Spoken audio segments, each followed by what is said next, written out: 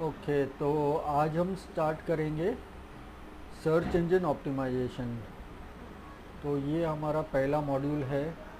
तो search engine optimisation क्या होता है बेसिकली, और हमें क्यों इसकी ज़रूरत है। सबसे पहले सर्च इंजन ऑप्टिमाइजेशन करता ये है कि वो हमारी वेबसाइट को टॉप पे लाने की कोशिश करता है। हम लोग जो भी एफ़र्ट्स लेते हैं, हम लोग जो भी काम करते हैं अपनी वेबसाइट के ऊपर, तो वो सब चेंजेस करके हम हमारी वेबसाइट को फर्स्ट पे सर्च इंजन के रैंकिंग में लेके आ सकते हैं। इसके अंदर हमारे पास दो टाइप के ऑप्टिमाइजेशन है। फर्स्ट है ऑन पेज ऑप्टिमाइजेशन और सेकंड है off page optimization. On page optimization जो होता है वो हमारी वेबसाइट के ऊपर होता है, और ऑफ पेज ऑप्टिमाइजेशन वेबसाइट के बाहर होता है। मतलब और सब जगह पे, मतलब हमारी वेबसाइट को प्रमोशन करने के लिए, जैसे हम लोग सोशल मीडिया वगैरह पे प्रमोट करते हैं, तो वो सब ऑफ पेज ऑप्टिमाइजेशन हो गया। अभी ऑन पेज एसईओ के अंदर हम लोग क्या करते हैं, हमारा जो कंटेंट होता है उसको हम लोग पूरा मॉडिफाई करते हैं। फिर उसके अंदर अच्छे कीवर्ड्स को हम सिलेक्ट करते हैं। कीवर्ड्स जो होते हैं वो बहुत इम्पॉर्टेंट होते हैं, क्योंकि आज अगर हमको कुछ भी सर्च करना है गूगल पे, अगर मुझे कुछ सर्च करना है तो मैं वहाँ पर कोई कीवर्ड टाइप करूँगा, जैसे डिजिटल मार्केटिंग कोर्स सिलेक्ट करूँगा या रेस्टोरेंट्स नियर मी सर्च करूँगा। तो वो सारे कीवर्ड जो होते हैं वो बहुत इंपॉर्टेंट होते हैं। वो जो इम्पोर्टेंट कीवर्ड है मेरी कैटेगरी के रिलेटेड, वो मुझे मेरी वेबसाइट में ऐड करने हैं, तो ही वो पिकअप करेगा। तो जब लोग सर्च करेंगे तो वो वर्ल्ड की सभी वेबसाइट्स या हमारे एरिया की सभी वेबसाइट्स को चेक करेगा और देखेगा कि ये कीवर्ड कौन से वेबसाइट के अंदर है, तो वो पिकअप करेगा और हमारी वेबसाइट को सर्च इंजन के अंदर लेके आएगा। तो इस तरीके से हमारी वेबसाइट सर्च इंजन के अंदर आती है। तो सर्च इंजन ऑप्टिमाइजेशन एक प्रोसेस है जिससे हम हमारी वेबसाइट को सर्च इंजन के अंदर ला सकते हैं और फर्स्ट पेज पे लाने की कोशिश कर सकते हैं, और वो आ सकता है बहुत एफर्ट्स करने के बाद में। तो ये सर्च इंजन ऑप्टिमाइजेशन है। अभी इसके अंदर हम लोग क्या सीखेंगे, सबसे पहले एसईओ क्या है, मतलब सर्च इंजन ऑप्टिमाइजेशन क्या है। फिर सर्च इंजन रिजल्ट्स पेज क्या है। फिर इसके अंदर दो टाइप है, एक सर्च इंजन ऑप्टिमाइजेशन है और एक पीपीसी मतलब पे पर क्लिक। तो ये एक फ्री है और एक पेड है। तो जो सर्च इंजन ऑप्टिमाइजेशन जो पूरा प्रोसेस है वो टोटली फ्री है, उसके लिए हमें कुछ पैसा नहीं देना है। लेकिन जो पीपीसी है उसके अंदर हमें पैसा देना है, मतलब वो एडवर्टाइजिंग हो गया। तो एडवर्टाइजिंग के लिए हमें पैसा देना पड़ता है। दोनों में डिफरेंस क्या है वो हम लोग चेक करेंगे। फिर सर्च इंजन होता क्या है, सबसे पहली बात तो हमें ये पता करना है कि भाई सर्च इंजन होता है क्या है और वो काम कैसे करता है, उसका कंपोनेंट्स क्या है। क्योंकि आज अगर मैं देखता हूँ कि अगर मुझे कुछ भी अगर करना है, पहले मुझे वो सीखना पड़ेगा। जैसे एग्ज़ाम्पल के लिए अगर मुझे गाड़ी चलानी है तो सबसे पहले मुझे गाड़ी चलानी सीखनी पड़ेगी, उसके बाद में ही जाके मैं चला सकता हूँ। सेम वे अगर मुझे मेरी वेबसाइट को सर्च इंजन में लाना है तो मुझे सबसे पहले सर्च इंजन को समझना पड़ेगा कि सर्च इंजन होता क्या है, उसका कंपोनेंट्स क्या है, वो किस तरीके से काम करता है, कौन सा डेटा लेता है, कौन सा डेटा नहीं लेता है। ये सब कुछ समझने के बाद में ही मैं अपनी वेबसाइट के ऊपर काम करूँगा गूगल के पॉलिसीज़ के हिसाब से, और फिर मेरी वेबसाइट सर्च इंजन में आएगी। तो ये सब चीज़ देखेंगे। फिर keyword content and keyword density क्या होता है। तो कीवर्ड जैसे मैंने बताया बहुत इंपॉर्टेंट रोल प्ले करता है सर्च इंजन ऑप्टिमाइजेशन के अंदर, क्योंकि लोग जब सर्च करेंगे तो कीवर्ड से ही सर्च करेंगे। कोई भी वर्ड टाइप करेंगे, वो वर्ड जो भी वर्ड टाइप करेंगे उसको हम कीवर्ड बोलते हैं। तो कीवर्ड क्या होता है, कैसा होता है, कौन सा कीवर्ड लेना चाहिए, कौन सा कीवर्ड लेना नहीं चाहिए, वो सब चीज़ हम लोग इसके अंदर देखेंगे। फिर ऑन पेज ऑप्टिमाइजेशन है जो हमारी वेबसाइट के ऊपर काम करेंगे हम लोग। फिर कीवर्ड रिसर्च है, क्योंकि कीवर्ड रिसर्च करना बहुत इंपॉर्टेंट है, तो वो कीवर्ड हम लोग देखेंगे। फिर सर्च कंसोल वगैरह ये सब दूसरे मॉड्यूल्स है, वो सब हम आगे के मॉड्यूल्स के अंदर देखेंगे कि वो सब चीज़ क्या है। लेकिन सबसे पहले हम लोग देखते हैं एसईओ क्या है। तो SEO is the efforts revolving around trying to get a website और a page to show up और rank in search engine results page. तो हमारी वेबसाइट सर्च इंजन में रैंक करेगी, तो वो प्रोसेस जो होगा उसको हम सर्च इंजन ऑप्टिमाइजेशन बोलेंगे।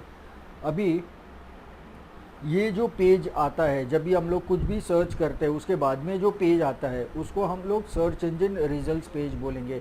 ये पूरा जो पेज है ये सर्च इंजन रिजल्ट्स पेज है, जहाँ पर पूरे रिज़ल्ट डिस्प्ले होते हैं हमारे सर्च करने के बाद। उसके बाद में जैसे मैंने बताया था कि दो ऑप्शन है हमारे पास, सर्च इंजन ऑप्टिमाइजेशन है और पे पर क्लिक है। तो सर्च इंजन ऑप्टिमाइजेशन ये फ्री ऑप्शन है, यहाँ पर लोग मेहनत करके अपने ऑन पेज एसईओ को करके यहाँ पर उनका वेबसाइट डिस्प्ले होता है। लेकिन पेपर क्लिक के अंदर क्या होता है कि मैं एडवर्टाइजिंग करूँगा, गूगल को पैसा दूंगा और मेरी वेबसाइट वहाँ पर ऊपर आ जाएगी। जैसे मंदिर के अंदर वीआईपी लाइन होती है वैसे ही हो गया, यहाँ पर पैसा दे के अपना काम करवा लो, तो ऐसा है। तो पैसा दिया गूगल को तो हमारी वेबसाइट यहाँ पर आ जाएगी। लेकिन इसका डिसएडवांटेज क्या है, जब तक हम लोग पैसा देते रहेंगे, मतलब ये एक ऐसा नहीं है कि एक बार ही मुझे पैसा देना है, मुझे कंटिन्यूसली पैसा देते ही रहना है, देते ही रहना है। तो जब तक मैं पैसा दूंगा तब तक मेरा वेबसाइट वहाँ पर है। जैसे ही मैंने पैसा देना बंद कर दिया उस दिन मेरा वेबसाइट यहाँ से गायब हो जाएगा। तो ये है पे पर क्लिक। अभी इसको पे पर क्लिक क्यों बोलते हैं, क्योंकि मुझे गूगल को कितना पैसा देना है। तो जैसे यहाँ पर है बाई केक्स ऑनलाइन, तो जो केक कीवर्ड है, मान लो कि इसके अंदर केक्स है, तो केक का जो भी वैल्यू है, जैसे हम लोग शेयर मार्केट के अंदर प्राइसिंग होता है, हर एक शेयर का प्राइस होता है जो ऊपर नीचे जाता है, एवरी मिनट एवरी सेकंड ऊपर नीचे जाता है। यहाँ पर डिजिटल मार्केटिंग के अंदर कीवर्ड का भी प्राइस होता है, वो भी ऊपर नीचे जाता है। लेकिन हाँ, वो रोज़ नहीं जाता है, वो महीने में 15 दिन में या 1.5 महीना 2 महीने के अंदर ऊपर नीचे एक बार जाता है। तो अभी मान लो कि केक का जो वैल्यू है वो 5 रुपया है, तो जैसे ही लोग इसके ऊपर क्लिक करेंगे तो 5 रुपया ये एडवर्टाइज़र के अकाउंट से डिडक्ट हो जाएगा। तो ऐसा है, तो इसके लिए उसको पे पर क्लिक बोलते हैं, ये एडवर्टाइजिंग को पे पर क्लिक बोलते हैं। और दूसरा इसका नाम है इसका है सर्च, ये है सर्च रिजल्ट्स, ये होता है। तो इसके अंदर क्योंकि ये जो एडवर्टाइजिंग है ये हम लोग सर्च करके आते हैं, तो यहाँ पर जो रिज़ल्ट्स आते हैं वो सर्च करके आते हैं, इसके लिए यहाँ पर इसको सर्च रिजल्ट्स भी बोलते हैं। तो ये होता है। लेकिन हम जो फोकस करेंगे इसके ऊपर करेंगे, आज हम लोग फोकस करेंगे सर्च इंजन ऑप्टिमाइजेशन के ऊपर करेंगे। ये वाला मॉड्यूल है गूगल एडवर्ड्स, जो गूगल एड्स है वो मॉड्यूल बाद में आएगा। पहले हम लोग आज फ्री वाला जो है सर्च इंजन ऑप्टिमाइजेशन वो करेंगे। अभी सर्च इंजन ऑप्टिमाइजेशन ऐसा नहीं है कि एक दिन के अंदर ख़त्म हो जाएगा। सर्च इंजन ऑप्टिमाइजेशन को 2 दिन 3 दिन 4 दिन ऐसे, मतलब 4 सेशन 5 सेशन ऐसे लगते हैं। क्योंकि पहले आज मैं आपको स्लाइड्स दिखा रहा हूँ ताकि आप समझ सकते हैं कि सर्च इंजन ऑप्टिमाइजेशन होता क्या है। फिर हम लोग क्या करेंगे, फिर हम लोग वेबसाइट डेवलप करना सीखेंगे। वेबसाइट, मैंने बोला था कि मैं आपको वेबसाइट बताऊंगा, सिखाऊंगा कि वेबसाइट कैसे बनाते हैं। फिर हम लोग वेबसाइट बनाएंगे, फिर उसके ऊपर कंटेंट क्रिएट करेंगे, कंटेंट ऐड करेंगे, और फिर वापस हम लोग सर्च इंजन ऑप्टिमाइजेशन के ऊपर आएंगे और हमने जो कंटेंट ऐड किया है उसके ऊपर हम लोग सर्च इंजन ऑप्टिमाइजेशन करेंगे। क्योंकि सर्च इंजन ऑप्टिमाइजेशन करने के लिए मुझे कोई वेबसाइट चाहिए, मुझे कुछ कंटेंट चाहिए जिसके ऊपर मैं सर्च इंजन ऑप्टिमाइजेशन कर सकता हूँ। अगर मेरे पास नहीं है तो मैं नहीं कर सकता हूँ इसके लिए। तो ऐसा ज़रूरी नहीं है, लेकिन मेरे पास अगर ब्लॉग रहेगा तो भी वो फ्री वाला ब्लॉग रहेगा तो भी मैं एसईओ कर सकता हूँ। हाँ, लेकिन उसका प्रोसेस थोड़ा लंबा होता है क्योंकि वो मैन्युअली होता है। इसके अंदर वर्डप्रेस के अंदर क्या, हमारे पास प्लगइन्स है, हमको सामने सामने दिखता है कि कंटेंट के अंदर क्या प्रॉब्लम है, तो सीधा हम लोग वो सारा प्रॉब्लम जो है वो हम लोग रेक्टिफाई करते हैं और हमारा जो कंटेंट है वो सर्च इंजन फ्रेंडली हो जाता है। अगर हमारा कंटेंट सर्च इंजन फ्रेंडली हो जाएगा तो मेरा वेबसाइट सर्च इंजन में आने की पूरी संभावना है। तो ये है सर्च इंजन ऑप्टिमाइजेशन। फिर अभी वैसे तो बहुत सारे सर्च इंजन है, जैसे गूगल है, याहू है, एमएसएन है। तो अभी एमएसएन को रीनेम करके बिंग हो गया है, तो बिंग है, फिर आस्क है, एओएल है, ऐसे हज़ारों सर्च इंजन है।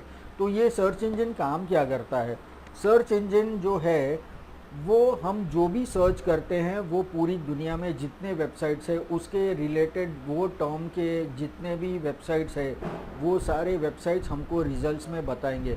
और जो सबसे रेलेवेंट है, मतलब जो एकदम रिलेटेड है हमारे कंटेंट से, वो सबसे टॉप पर रहेगा, फिर सेकंड रहेगा, फिर थर्ड रहेगा, वैसे मिलियंस ऑफ वेबसाइट्स रहेंगे। तो इस तरीके से सर्च इंजन काम करता है। फिर अभी हम लोग एक्चुअली देखेंगे सर्च इंजन काम कैसे करता है, उसके कंपोनेंट्स क्या है और उसका क्या क्या काम है। तो सबसे पहला है स्पाइडर। तो ये स्पाइडर क्या होता है, तो स्पाइडर का जो नाम है वो रोबोट भी है, उसको बॉट भी बोलते हैं और उसको क्रॉलर भी बोलते हैं। ये ऐसे बहुत सारे अलग अलग नाम है।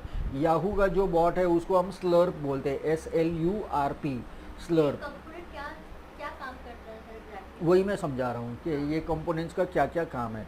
तो अभी जो पहला कंपोनेंट है स्पाइडर, उसका काम क्या है कि वो पूरा इंटरनेट है, पूरा इंटरनेट में से वो जाकर हर एक वेबसाइट में से कंटेंट को ग्रैब करेगा।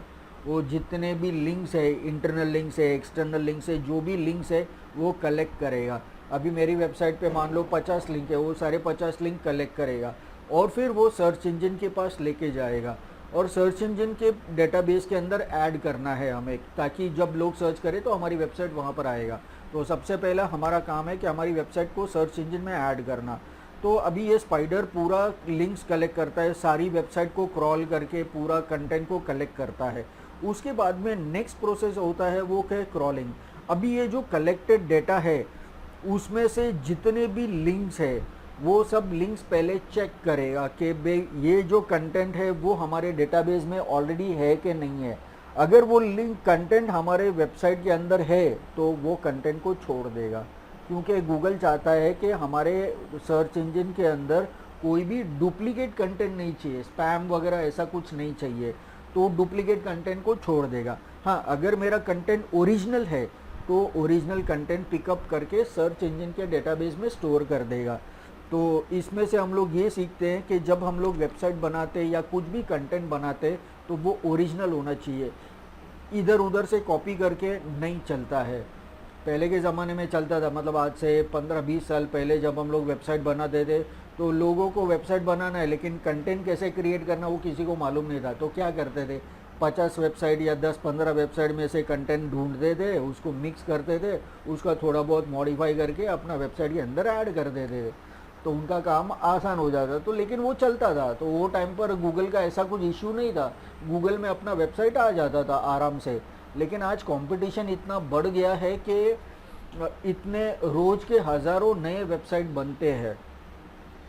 तो गूगल ये चाहता है कि हमारे जो सर्च इंजन है उसके अंदर ओरिजिनल कंटेंट चाहिए। पिछले साल गूगल ने करीबन 1 मिलियन वेबसाइट, मतलब करीबन 10 लाख वेबसाइट को सर्च इंजन से निकाल दिया, क्योंकि वो सब डुप्लीकेट कंटेंट था, स्पैम कंटेंट था, उसका कुछ वैल्यू नहीं था, इसके लिए वो सारे कंटेंट को निकाल दिया। तो हमें ये ध्यान रखना है कि कंटेंट जब हम क्रिएट करेंगे वो ओरिजिनल कंटेंट होना चाहिए। लेकिन इसके लिए आपको टेंशन लेने की ज़रूरत नहीं, क्योंकि जो कंटेंट राइटिंग हम लोग करेंगे वेबसाइट बनाने के बाद में, वो हम लोग आर्टिफिशियल इंटेलिजेंस टूल्स है हमारे पास, उसमें से वो कंटेंट ऑटोमेटिकली जनरेट करेगा, मुझे इतना भी मेहनत नहीं करना पड़ेगा मेरा कंटेंट बनाने के लिए। और हमारे पास टूल्स है, वो टूल के अंदर वो कंटेंट को चेक करेंगे कि भाई ये कंटेंट सारी दुनिया के कोई भी वेबसाइट के अंदर अवेलेबल है कि नहीं, मतलब कॉपी किया हुआ कंटेंट है कि नहीं। तो फिर वो बताएगा कि हाँ ये कंटेंट 93% ओरिजिनल है या 98% ओरिजिनल है, तो ठीक है। गूगल कहता है कि हमारा जो कंटेंट है वो 80% ओरिजिनल होना चाहिए, 20% अगर मैच करता है इधर उधर तो वो चलेगा, वो ऐसा कुछ इशू नहीं है। लेकिन हम जो कंटेंट बनाएंगे वो 90% प्लस हम लोग ओरिजिनल कंटेंट बनाएंगे, या हम लोग पूरा कोशिश करेंगे कि 100% कंटेंट ओरिजिनल हो, ताकि दुनिया में किसी के पास ना हो और हमारा कंटेंट ओरिजिनल हो, तो हमारा चांसेस बढ़ जाता है गूगल में आने के लिए। तो वो हम सीखेंगे क्रॉलिंग प्रोसेस उसके अंदर। उसके बाद में आता है अभी जो कलेक्ट किया हुआ कंटेंट है, जो ओरिजिनल कंटेंट गूगल ने निकाल के रखा हुआ है साइड में, अभी वो कंटेंट को गूगल के डेटाबेस के अंदर ऐड करना है, ताकि जब लोग सर्च करें वो content search engine results page के ऊपर दिखाई दे। तभी वो ऐड कैसे करेंगे, अभी एक कीवर्ड जैसे डिजिटल मार्केटिंग हो गया, डिजिटल मार्केटिंग कोर्स हो गया, ऐसे करोड़ों अरबों कीवर्ड्स है, वो हर एक कीवर्ड को अरेंज करेगा और वो उस हिसाब से अरेंज करेगा कि भाई सबसे बेस्ट कंटेंट जो है, सबसे बेस्ट वेबसाइट कौन सा है, उसको टॉप पर लाएंगे, फिर सेकंड, फिर थर्ड, ऐसे हर एक कीवर्ड के लिए जितना करोड़ों अरबों कीवर्ड है उसके लिए वो हर एक कंटेंट को अरेंज करेगा और फिर वो सर्च इंजन के डेटाबेस में स्टोर करेगा। अभी वो प्रोसेस स्टोर कैसे होता है, अभी एक सिंपल एग्जांपल मैं बताऊं कि स्टोरिंग प्रोसेस कैसा होता है। आपने लाइब्रेरी देखा होगा, बराबर है, उसके अंदर बुक्स के बहुत सारे सेक्शंस होते हैं और उसी के सेक्शन के अंदर वही बुक्स रखे जाते हैं। अभी वो ऐसे क्यों रखे जाते हैं, क्योंकि अगर मान लो कि मुझे डिजिटल मार्केटिंग का बुक चाहिए तो मैं डिजिटल मार्केटिंग के सेक्शन में जाऊंगा और वहाँ पर मैं सारे बुक्स मुझे आराम से मिल जाएंगे। मुझे बहुत सारे बुक्स मिलेंगे डिजिटल मार्केटिंग के रिलेटेड। वहाँ पर दूसरा कोई बुक्स नहीं रहेगा, वहाँ पर art, science, commerce, history, geography, physics ऐसा कोई बुक्स नहीं रहेगा। वहाँ पर सिर्फ डिजिटल मार्केटिंग का बुक रहेगा ताकि मुझे आसानी हो ढूंढने के लिए। अभी अगर सारे बुक्स, जितने लाइब्रेरी में हज़ारों बुक्स है, सभी को ऐसा मिक्स करके हमने कोई भी बुक किधर भी रख दिया और फिर मैंने सोचा कि चलो मुझे डिजिटल मार्केटिंग के 5 बुक चाहिए, तो मुझे कितना टाइम लगेगा? शायद महीना भी लग सकता है, 2 महीना भी लग सकता है। अभी वो लाइब्रेरी कितना बड़ा है उसके हिसाब से लगेगा। अगर छोटा लाइब्रेरी है तो शायद 1 या 2 दिन में मुझे मिल जाए, लेकिन वो बहुत डिफ़िकल्ट है। इसके लिए ये इंडेक्सिंग प्रोसेस होता है लाइब्रेरी के जैसा, वो अरेंज होता है पर्टिकुलर सेक्शंस के अंदर। अभी इसके अंदर सेक्शंस का मतलब होता है यहाँ पर कीवर्ड। अभी वो कीवर्ड के रिलेटेड जितने भी रिजल्ट्स है वो 1, 2, 3, 4 उस हिसाब से वो सेक्शन के अंदर ऐड किया जाता है। फिर दूसरा कीवर्ड, फिर तीसरा कीवर्ड, ऐसे जितने भी कीवर्ड्स है उतने सेक्शंस के अंदर वो पूरा कंटेंट स्टोर हो जाता है। ताकि आज अगर हम लोग गूगल में यहाँ पर सर्च करें, अभी जैसे इसका रीज़न क्या है, इस तरीके से स्टोर करने का रीज़न क्या है। जैसे अभी यहाँ पर गूगल में मैं सर्च करता हूँ, डिजिटल मार्केटिंग में सर्च करता हूँ, तो यहाँ पर कितने सारे रिजल्ट्स हैं।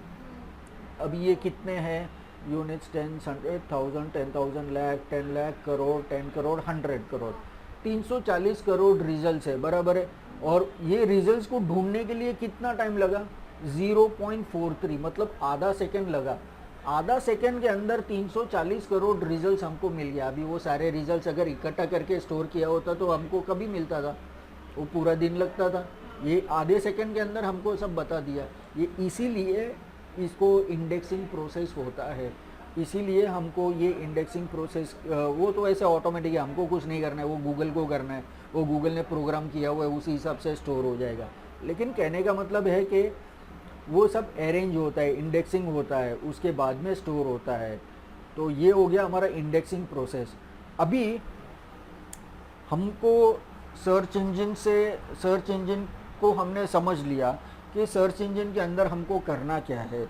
सबसे पहली बात कि हम उसमें से क्या सीखे कि जब भी मैं वेबसाइट बनाऊं उसमें मेरा कंटेंट ओरिजिनल होना चाहिए। डुप्लीकेट कंटेंट जो होगा वो छोड़ देंगे।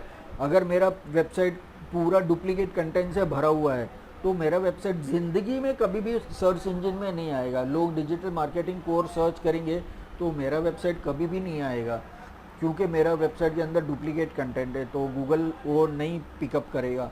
तो इसमें से हम लोग ये सीखे कि हमारा कंटेंट हमेशा ओरिजिनल चाहिए। वो चाहे फिर कंटेंट हो, इमेजेस हो, वीडियो हो, या कुछ भी, कोई भी पीस ऑफ कंटेंट। अभी कंटेंट का मतलब क्या होता है? इमेजेस होता है, टेक्स्ट होता है, पीडीएफ डॉक्यूमेंट होता है, फिर वर्ड डॉक्यूमेंट होता है, कुछ भी, कोई भी चीज़ हम लोग अपलोड कर सकते हैं पब्लिक डोमेन के अंदर, उसको हम कंटेंट बोलते हैं। वो कंटेंट को ओरिजिनल होना चाहिए हमारी वेबसाइट के ऊपर, किधर से भी कॉपी नहीं होना चाहिए, तो मेरा वेबसाइट आ जाएगा। तो ये तो हमने सर्च इंजन का हमने देखा कि भाई ये ऐसा करने से हमारी वेबसाइट सर्च इंजन में आएगा, हमको ओरिजिनल कंटेंट लाना चाहिए। उसके बाद में ये इतने सारे फैक्टर्स को हमको फॉलो करना है। ये तो सिर्फ कुछ ही फैक्टर्स है, लेकिन ऐसे 200 पैरामीटर है जो हम लोग यूज़ करेंगे तो हमारी वेबसाइट बहुत जल्दी सर्च इंजन में आ जाएगी। लेकिन ये जो फैक्टर्स है 1, 2, 3, 4, 5, 6, 7, 8, 9, 10, 11, ये जो 11 ये है फैक्टर्स है, ये 11 फैक्टर अगर हम लोग बराबर से इम्प्लीमेंट करेंगे हमारी वेबसाइट के ऊपर तो हमारी वेबसाइट सर्च इंजन में आएगी। ये एकदम इम्पॉर्टेंट है। ये अगर कर दिया तो हमारी वेबसाइट आ जाएगी, लेकिन वो बाकी के 200 अगर हम लोग करेंगे तो हमारी वेबसाइट और जल्दी से आ जाएगी। तो ये सब चीज़ करना है। तो ये ऑन पेज ऑप्टिमाइजेशन के अंदर एक हमने देखा कि एक ओरिजिनल कंटेंट चाहिए, उसके बाद में ये सारा चीज़ करना है। अभी ये सारा चीज़ क्या है ये मैं समझाता हूँ। सबसे पहले आज अगर मुझे कुछ भी, कोई भी लिखना है, कुछ भी एक कंटेंट बनाना है, तो सबसे पहले मुझे क्या चाहिए? मुझे चाहिए कि मेरे पास एक टॉपिक हो जिसके ऊपर मैं कंटेंट लिखूं। तो चलो हमने टॉपिक सिलेक्ट कर लिया, डिजिटल मार्केटिंग हमने टॉपिक सिलेक्ट कर लिया।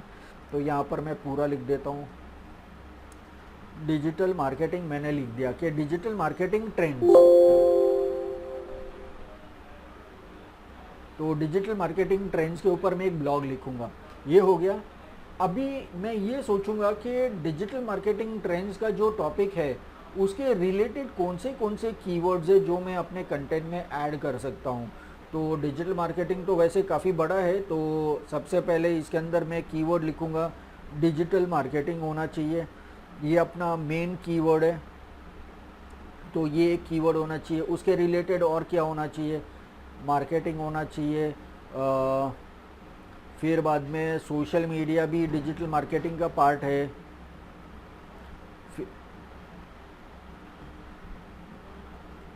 फिर बाद में ईमेल मार्केटिंग हो गया। फिर इसके अलावा एफिलिएट मार्केटिंग हो गया। फिर सर्च इंजन ऑप्टिमाइजेशन हो गया, सर्च इंजन मार्केटिंग हो गया। तो इस तरीके से बहुत सारे कीवर्ड्स हम लोग पहले देखेंगे कि भाई ये सारे कीवर्ड्स हमको हमारे टॉपिक के अंदर ऐड करने हैं। अभी ये टॉपिक हमने सिलेक्ट कर लिया, तो ये जो इसके अंदर हमारे टॉपिक के रिलेटेड ये जो है, इसका मेन टॉपिक क्या है, इसका मेन कीवर्ड क्या है? डिजिटल मार्केटिंग, जिसको हम बोलते हैं प्राइमरी कीवर्ड। तो प्राइमरी कीवर्ड जो होता है वो टॉपिक के रिलेटेड होता है, तो वो प्राइमरी कीवर्ड हो गया। अभी उसको हम फोकस कीवर्ड भी बोलते हैं। हमको यहाँ पर हम लोग, हाँ, फोकस कीवर्ड भी बोलते हैं हम लोग के जिसके ऊपर फोकस है, जिसके ऊपर पूरा टॉपिक है, तो वो डिजिटल मार्केटिंग हो गया। अभी गूगल बोलता है कि अगर आपको आपका ब्लॉग, जब ये कीवर्ड से जब लोग सर्च करेंगे, तब अगर आपको आपका ब्लॉग दिखाना है तो वो ठीक है, लेकिन एक कीवर्ड के भरोसे पर मत रखो। इसके लिए हम लोग सपोर्टिंग कीवर्ड्स लेते हैं, दूसरे कीवर्ड्स लेते हैं। तो ये जो कीवर्ड्स होते हैं उसको हम क्या बोलेंगे? उसको हम बोलेंगे सेकेंडरी कीवर्ड्स। तो ये हो गया, सारे सेकेंडरी कीवर्ड्स हो गए। अभी इसके अंदर हमारे पास और भी आते हैं टर्शरी कीवर्ड्स, तो मतलब थोड़े लंबे कीवर्ड्स होते हैं। फिर फ्रेजेस होते हैं। फ्रेजेस का मतलब क्या हो गया? फ्रेजेस का मतलब जैसे यहाँ पर मैंने डिजिटल मार्केटिंग लिखा है, तो यहाँ पर मैं लिखूँगा डिजिटल मार्केटिंग कोर्स, मैं लिख दूँगा, या digital marketing course in Kharghar या नवी मुंबई, मैं जो भी यूज़ करूँगा। तो ये पूरा खारगर, तो ये इस तरीके से इसको फ्रेज बोलते हैं। आज अगर मैं सर्च करता हूँ डिजिटल मार्केटिंग कोर्सेस, तो मुझे कहीं से भी दिखाएगा कोर्स। तो पूरे इंडिया से भी दिखा सकता है, पूरे वर्ल्ड से भी दिखा सकता है। नॉर्मली आजकल लोकेशन बेस्ड आ गया है, तो नॉर्मली मेरे लोकेशन के आजू बाजू से ही दिखाएगा। लेकिन पर्टिकुलरली अगर मैं ये यूज़ करता हूँ तो मेरा जो कंपटीशन है वो बहुत कम हो जाएगा। अभी पूरे इंडिया की अगर मैं बात करूँ, या पूरे मुंबई, नवी मुंबई की बात करूँ, या पूरे महाराष्ट्र की बात करूँ, तो हज़ारों लाखों इंस्टीट्यूट रहेंगे डिजिटल मार्केटिंग कोर्स सिखाते हैं, बराबर है। तो उन सब से कंपटीशन करके कुछ फ़ायदा नहीं है, क्योंकि वहाँ पर जो लोग रहते हैं वो डिजिटल मार्केटिंग कोर्स करने के लिए खारगर या नवी मुंबई में नहीं आने वाले। यहाँ पर कौन आएगा? वाशी में जो रहते हैं, नेरुल में रहते हैं, या कोपरकेरना में रहते हैं, वो लोग यहाँ पर आएंगे अगर हमारा इंस्टीट्यूट वाशी में है तो मैं वो सारा कंपटीशन, वर्ल्ड का कंपटीशन, स्टेट का कंपटीशन, डिस्ट्रिक्ट का कंपटीशन, ये सब कट करने के लिए मेरी वेबसाइट अगर टॉप पर लानी है, तो मैं अपने लोकेशन के हिसाब से मैं कीवर्ड यूज़ करूँगा मेरे कंटेंट के अंदर। जैसे मैं सर्च करूँगा डिजिटल मार्केटिंग कोर्सेज इन वाशी, तो वाशी के अंदर वॉक इन एजुकेट है, तो यहाँ पर ये वाला इंस्टीट्यूट का नाम वहाँ पर आएगा। तो उसके अंदर अभी मान लो कि वाशी के अंदर 50 इंस्टीट्यूट है जो डिजिटल मार्केटिंग सिखाता है, तो मेरा कंपटीशन सिर्फ 50 इंस्टीट्यूट के साथ में होगा। अगर मैं सिर्फ डिजिटल मार्केटिंग कोर्स करूँगा तो लाखों इंस्टीट्यूट्स हो जाएंगे, बराबर है। अभी हम लोग चेक करते हैं इसको।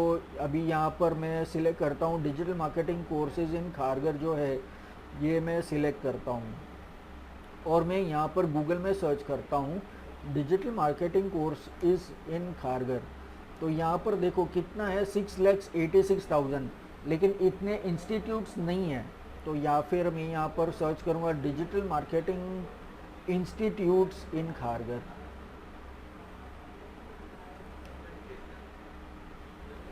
तो यहाँ पर अभी 14,60,000 आया। तो अभी यहाँ पर वैसे ये पूरा दिखाता है, इतना जितना जहाँ पर इंस्टीट्यूट्स है वो सब दिखाएगा, लेकिन यहाँ पर देखो जस्ट डायल भी आ गया, लेकिन जस्ट डायल जो है वो इंस्टीट्यूट नहीं है, वो तो एक डायरेक्टरी है जिसके अंदर सारे इंस्टीट्यूट्स लिस्टेड होंगे।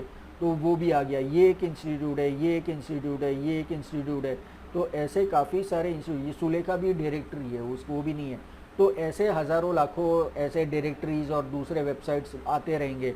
तो यहाँ पर जो मेरा कंपटीशन होगा वो सिर्फ ये एरिया के अंदर के इंस्टीट्यूट के साथ में होगा, बाकी जो है वो पूरे स्टेट के साथ में या पूरे इंडिया के साथ में मेरा कंपटीशन नहीं होगा। तो मेरा सर्च रिजल्ट्स ज़्यादा आएगा।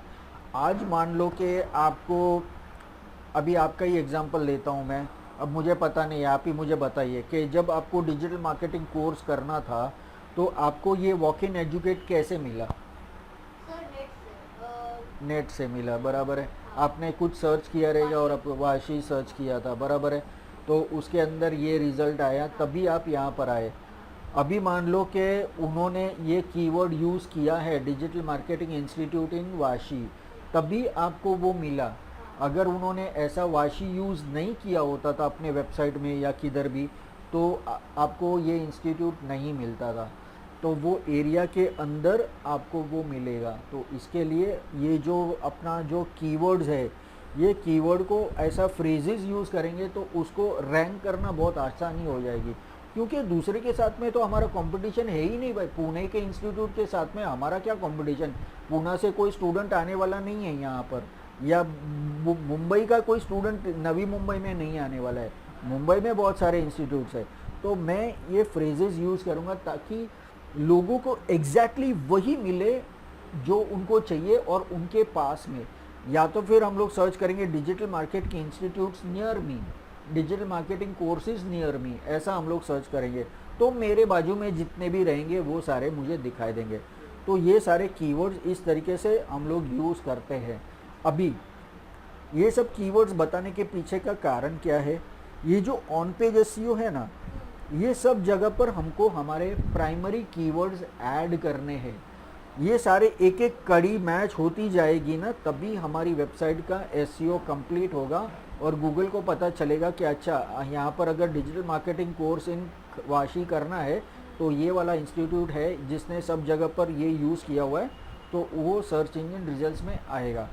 तो अभी जैसे मान लो यहाँ पर digital marketing courses in Kharghar या digital marketing institutes in Kharghar हमारा कीवर्ड है, तो वो सब जगह पर मुझे यूज़ करना है। सबसे पहला टाइटल टैग। टाइटल टैग किसको बोलते हैं?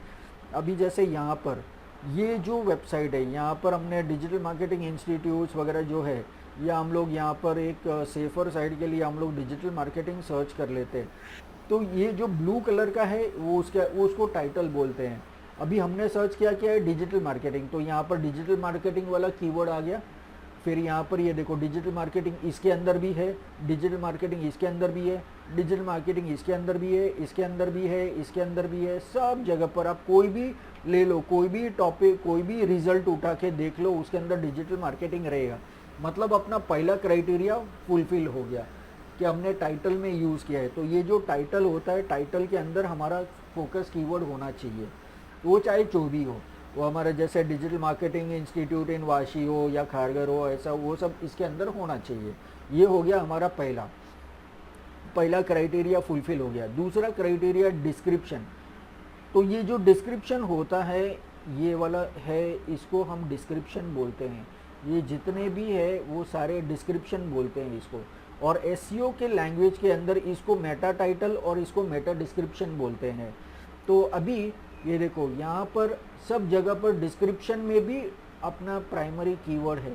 देखो यहाँ पर भी है डिजिटल मार्केटिंग, यहाँ पर भी है डिजिटल मार्केटिंग, यहाँ पर भी है डिजिटल मार्केटिंग, सब जगह पर डिजिटल मार्केटिंग है।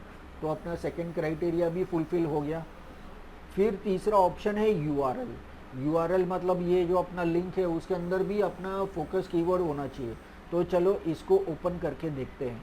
तो ये एक हो गया, हम लोग रैंडमली एक 3-4 ओपन करके देख लेते हैं कि उसके यूआरएल के अंदर डिजिटल मार्केटिंग है कि नहीं।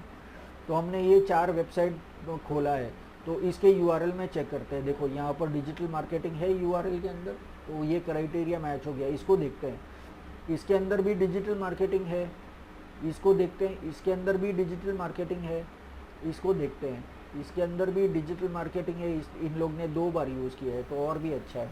तो ये 2 बार यूज़ किया है तो इसका क्राइटेरिया भी फुलफिल होता है। तो मतलब टाइटल में है, डिस्क्रिप्शन में है, यूआरएल में भी है। साइट नेविगेशन, अभी साइट नेविगेशन क्या होता है? साइट नेविगेशन मतलब वेबसाइट के अंदर कोई भी लिंक हो जो अपना प्राइमरी कीवर्ड के साथ में अटैच्ड हो। अभी जैसे यहाँ पर डिजिटल मार्केटिंग, ये देखो यहाँ पर डिजिटल मार्केटिंग करके लिंक है। अभी मैं ये लिंक करूँगा तो दूसरे पेज के ऊपर लेके जाएगा, बराबर है। अभी फिर यहाँ पर ये देखो, ये भी है डिजिटल मार्केटिंग यहाँ पर, और ये लिंक है। अभी इसको मैं क्लिक करूँगा तो वो वाले पेज के ऊपर लेके जाएगा, तो वो लिंक है, तो वो यूआरएल है। तो नेविगेशन, नेविगेशन मतलब हमको कोई जगह पर लेके जाता है, तो एक पेज से दूसरे पेज पे लेके जाता है, वो लिंक को नेविगेशन लिंक बोलते हैं। मतलब वो मेनू के अंदर भी हो सकता है, कंटेंट के अंदर भी हो सकता है, किधर भी हो सकता है, जिसको हम क्लिक करके वो पेज के ऊपर जा सकते हैं। तो वहाँ पर भी अपना डिजिटल मार्केटिंग है, तो ये भी अपना क्राइटेरिया फुलफिल हो गया। फिर ये साइट मैप और robot.txt ये 2 अलग चीज़ें हैं, अलग फाइल्स है। इसको हम लोग बाद में देखते हैं, पहले ये कंप्लीट कर लेते हैं। तो अभी आता है इमेजेस। तो अभी इमेजेस के अंदर भी हमारा प्राइमरी कीवर्ड होना चाहिए, लेकिन हम बोलेंगे कि इमेजेस के अंदर हम लोग हमारा प्राइमरी कीवर्ड कैसे ऐड कर सकते हैं। ये तो इमेज है, तो क्या इसके ऊपर हमें लिखना है डिजिटल मार्केटिंग? नहीं। गूगल जो बॉट है, जो गूगल का रोबोट आता है, उसको ये पता नहीं चलता है कि ये इमेज क्या है और इसके अंदर अभी ये डिजिटल मार्केटिंग का इमेज है या आदमी का इमेज है या दूसरा कोई इमेज है यहाँ पर। तो गूगल बॉट तो वो देख नहीं सकता है। तो यहाँ पर हमें इमेजेस के अंदर कैसे यूज़ करना है मैं बताता हूँ। अभी जैसे कोई भी इमेजेस है वो गूगल कैसे ढूंढ पाता है।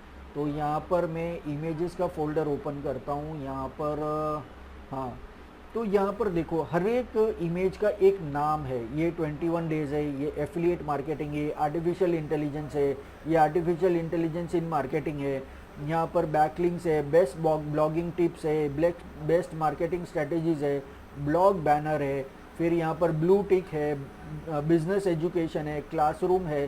तो हर एक इमेज का एक नाम होता है। तो अभी यहाँ पर जो हमारा प्राइमरी कीवर्ड है वो इमेज को हमें वो नाम देना है। अभी जैसे अगर डिजिटल मार्केटिंग मेरा प्राइमरी कीवर्ड है तो इमेज का जो नाम है वो मुझे देना पड़ेगा डिजिटल मार्केटिंग। तो डिजिटल मार्केटिंग के रिलेटेड इमेज रहेगा। यहाँ पर देखो ये सर्च इंजन ऑप्टिमाइजेशन है, तो यहाँ पर कंटेंट एसईओ, तो यहाँ पर सर्च इंजन ऑप्टिमाइजेशन यहाँ पर है। तो इस तरीके से हम लोग ये सब चीज़ कर सकते हैं। अभी जैसे यहाँ पर ये देखो डिजिटल मार्केटिंग कोर्स, तो उसके रिलेटेड इमेजेस है।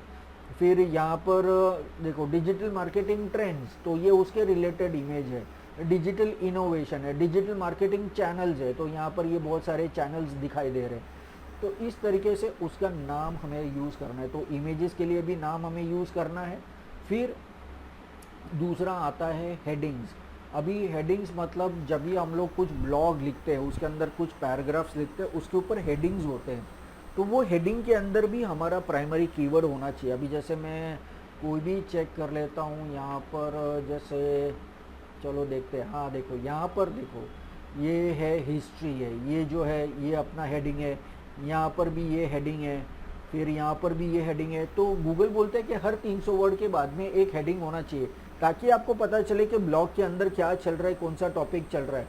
तो इस तरीके से यहाँ पर ये वाला ये होना चाहिए, हेडिंग होना चाहिए। तो हेडिंग के अंदर भी हमारा कीवर्ड होना चाहिए। और फिर बाद में आता है कीवर्ड यूजेज। अभी ये मेन चीज़ है। तो अभी जैसे हम लोग सर्च ये डिजिटल मार्केटिंग यूज़ करते हैं, तो ये बहुत बड़ा आर्टिकल है, बराबर है। तो ये आर्टिकल के अंदर डिजिटल मार्केटिंग हमने, ये तो हमें पता है कि इसके अंदर डिजिटल मार्केटिंग वर्ड कंटेंट में लिखना है, टाइटल में यूज़ करना है, डिस्क्रिप्शन में यूज़ करना है, यूआरएल में यूज़ करना है, साइट नेविगेशन में यूज़ करना है और कंटेंट में भी यूज़ करना है ये कंटेंट के अंदर। लेकिन वो कंटेंट के अंदर कितनी बार यूज़ करना है, अभी ये टॉपिक तो बहुत बड़ा है। तो अभी मुझे कैसे पता चलेगा कि इसके अंदर एक बार यूज़ करना है, 2 बार यूज़ करना है, 3 बार यूज़ करना है, कितनी बार यूज़ करना है? तो इसका एक सीधा सा फॉर्मूला है, तो वो फॉर्मूला के हिसाब से हमको यूज़ करना है। अभी जैसे मान लो कि हमारा ये जो आर्टिकल है वो 1000 वर्ड्स का है, तो गूगल कहता है कि आपका जितना वर्ड्स है उसका 3%, 2 to 3% आपको आपके कीवर्ड्स रहने चाहिए, प्राइमरी कीवर्ड। तो इसका 2% अगर हम लोग कैलकुलेट करेंगे तो हो गया 20, तो ये 2% हो गया। और अगर 3% करेंगे तो 30। तो अगर 100,000 वर्ड्स का अगर हमारा आर्टिकल है तो उसके अंदर 20 बार मुझे डिजिटल मार्केटिंग अलग अलग जगह पर यूज़ करना है, मिनिमम 20 टाइम्स, मैक्सिमम 30 टाइम्स। अभी उसके अंदर एक कम नहीं चाहिए, एक ज़्यादा नहीं चाहिए। तो वैसे हमें ये फार्मूला यूज़ करना है। तो इसी तरह से कितना भी वर्ड्स हो तो वो फार्मूला हमको याद रखना है, 3% या 2%। अभी अगर मान लो कि 500 कीवर्ड्स है तो 3% कितना हो गया, 2% कितना हो गया, 5 2 10। तो यहाँ पर 10 टाइम्स मुझे यूज़ करना है और 3 टाइम्स कितना हो गया, 3 5 15, 15 बार यूज़ करना है। तो ये हमारा फिक्स कैलकुलेशन है।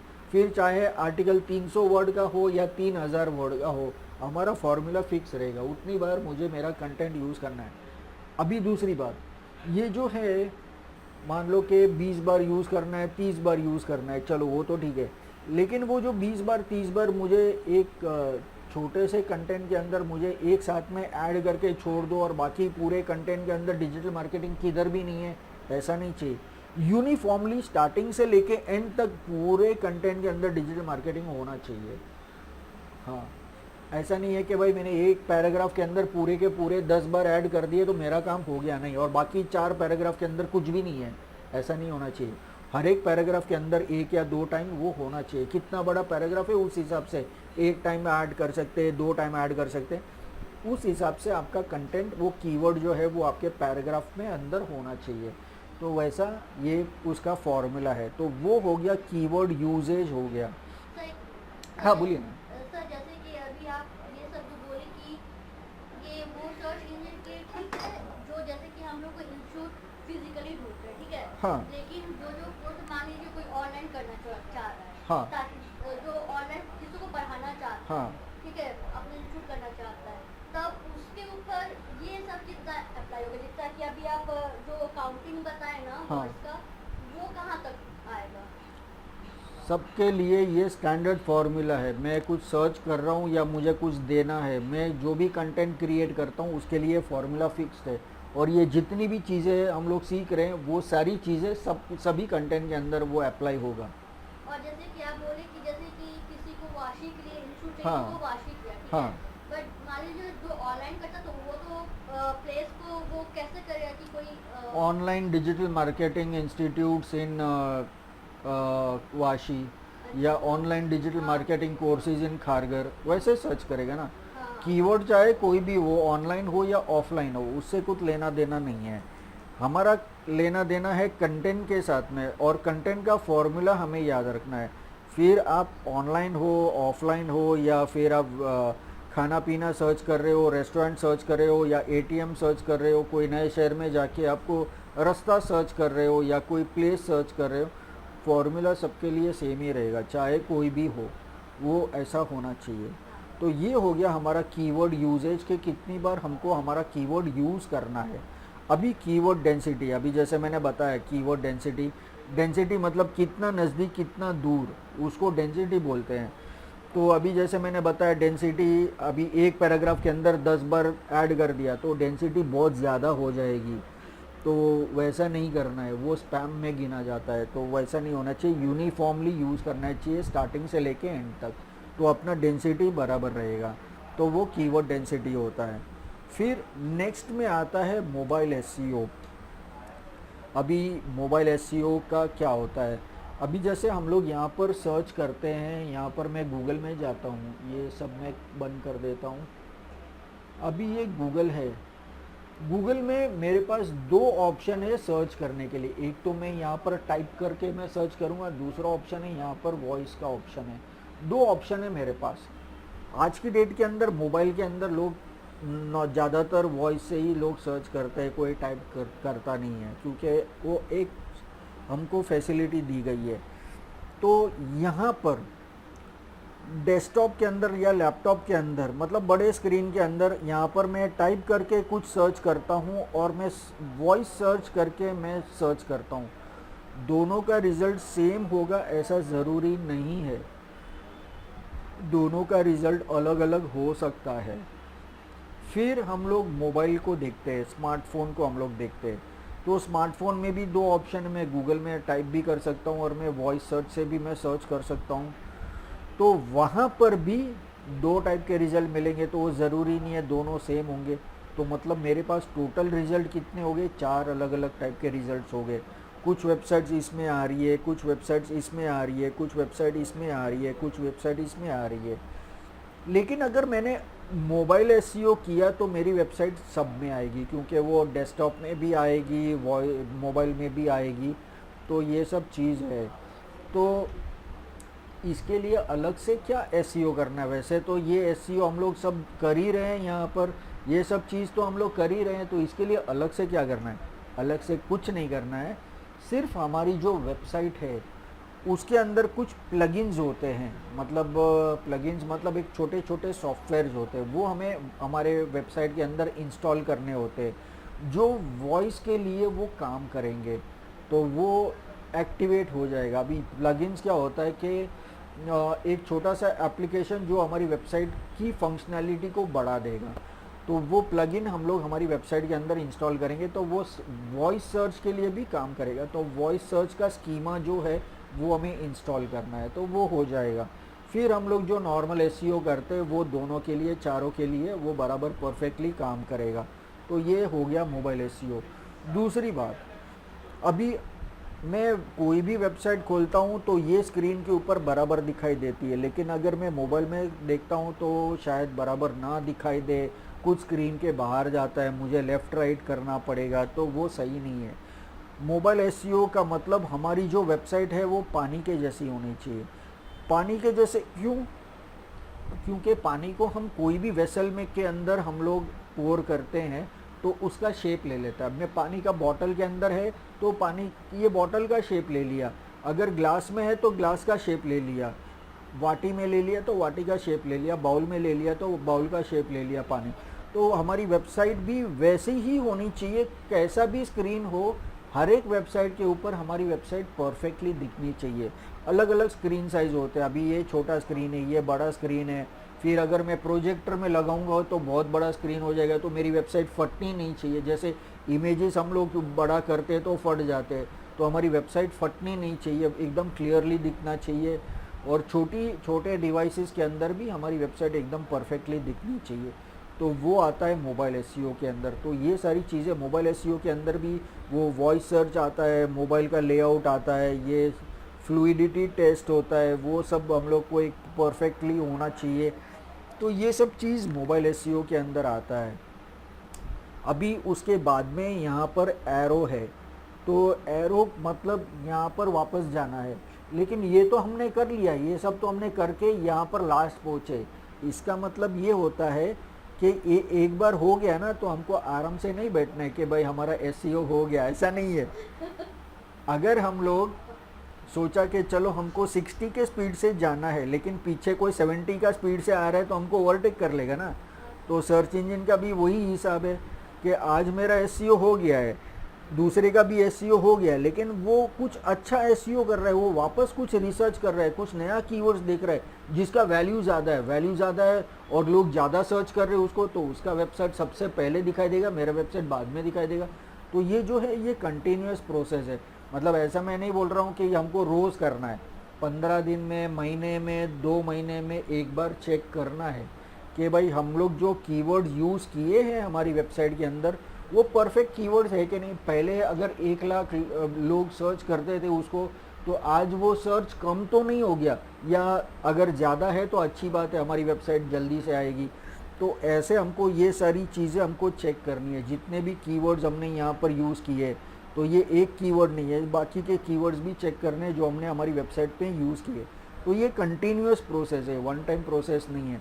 क्योंकि अगर आज मैंने एसईओ करके अगर मैं बैठ गया, तो दूसरे लोग तो कंटिन्यूसली ऊपर आते रहेंगे, ऊपर आते रहेंगे। तो एक दिन मेरा वेबसाइट सेकंड पोजीशन पे आएगा, फिर थर्ड पोजीशन पे आएगा, फोर्थ पोजीशन, फिर बाद में फर्स्ट पेज से निकल जाएगा, सेकंड पेज पे आ जाएगा, फिर एक दिन मेरी वेबसाइट सर्च इंजन से गायब हो जाएगी। तो ऐसा नहीं करना, इसके लिए मॉनिटरिंग करना बहुत ज़रूरी है। मॉनिटरिंग का काम बहुत आसान है, उसके अंदर मेहनत का काम नहीं है। पहली बार जब हम लोग काम करते हैं ना ये सब चीज़ के लिए, उसके लिए बहुत मेहनत लगती है। लेकिन दूसरी बार हमको उसका आधा टाइम, क्या उसका 5% टाइम भी नहीं लगेगा, क्योंकि हमको सिर्फ देखना है ना, हमको सिर्फ चेक करना है, हमको कुछ ऐड नहीं करना है। हाँ, चेक करने के बाद अगर मुझे लगा कि हाँ यहाँ पर ये थोड़ा ये कीवर्ड कुछ ठीक नहीं है, तो मैं दूसरा कीवर्ड उसको रिप्लेस करूँगा, बस, और कुछ नहीं करना है। तो वो जितना भी कंटेंट है उसके अंदर वो दूसरा कीवर्ड रिप्लेस कर दूँगा। मतलब मेरा ब्लॉगिंग में भी सेम चीज़ होता है सर। सब जगह पे, ब्लॉगिंग हो, वेबसाइट हो, ब्लॉगिंग हो, फेसबुक का कंटेंट हो, यूट्यूब का डिस्क्रिप्शन हो, सोशल मीडिया के अंदर किधर भी हम लोग कुछ भी कंटेंट अपलोड करते, ये सब कुछ उसके अंदर एप्लीकेबल है। कोई भी piece of content goes on internet, ये उसके लिए एप्लीकेबल है।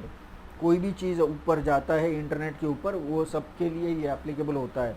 लेकिन ये लोगों को मालूम नहीं है, लोग ये सोचते हैं कि सिर्फ एसईओ सिर्फ वेबसाइट के लिए होता है, लेकिन वो सिर्फ वेबसाइट के लिए नहीं होता है।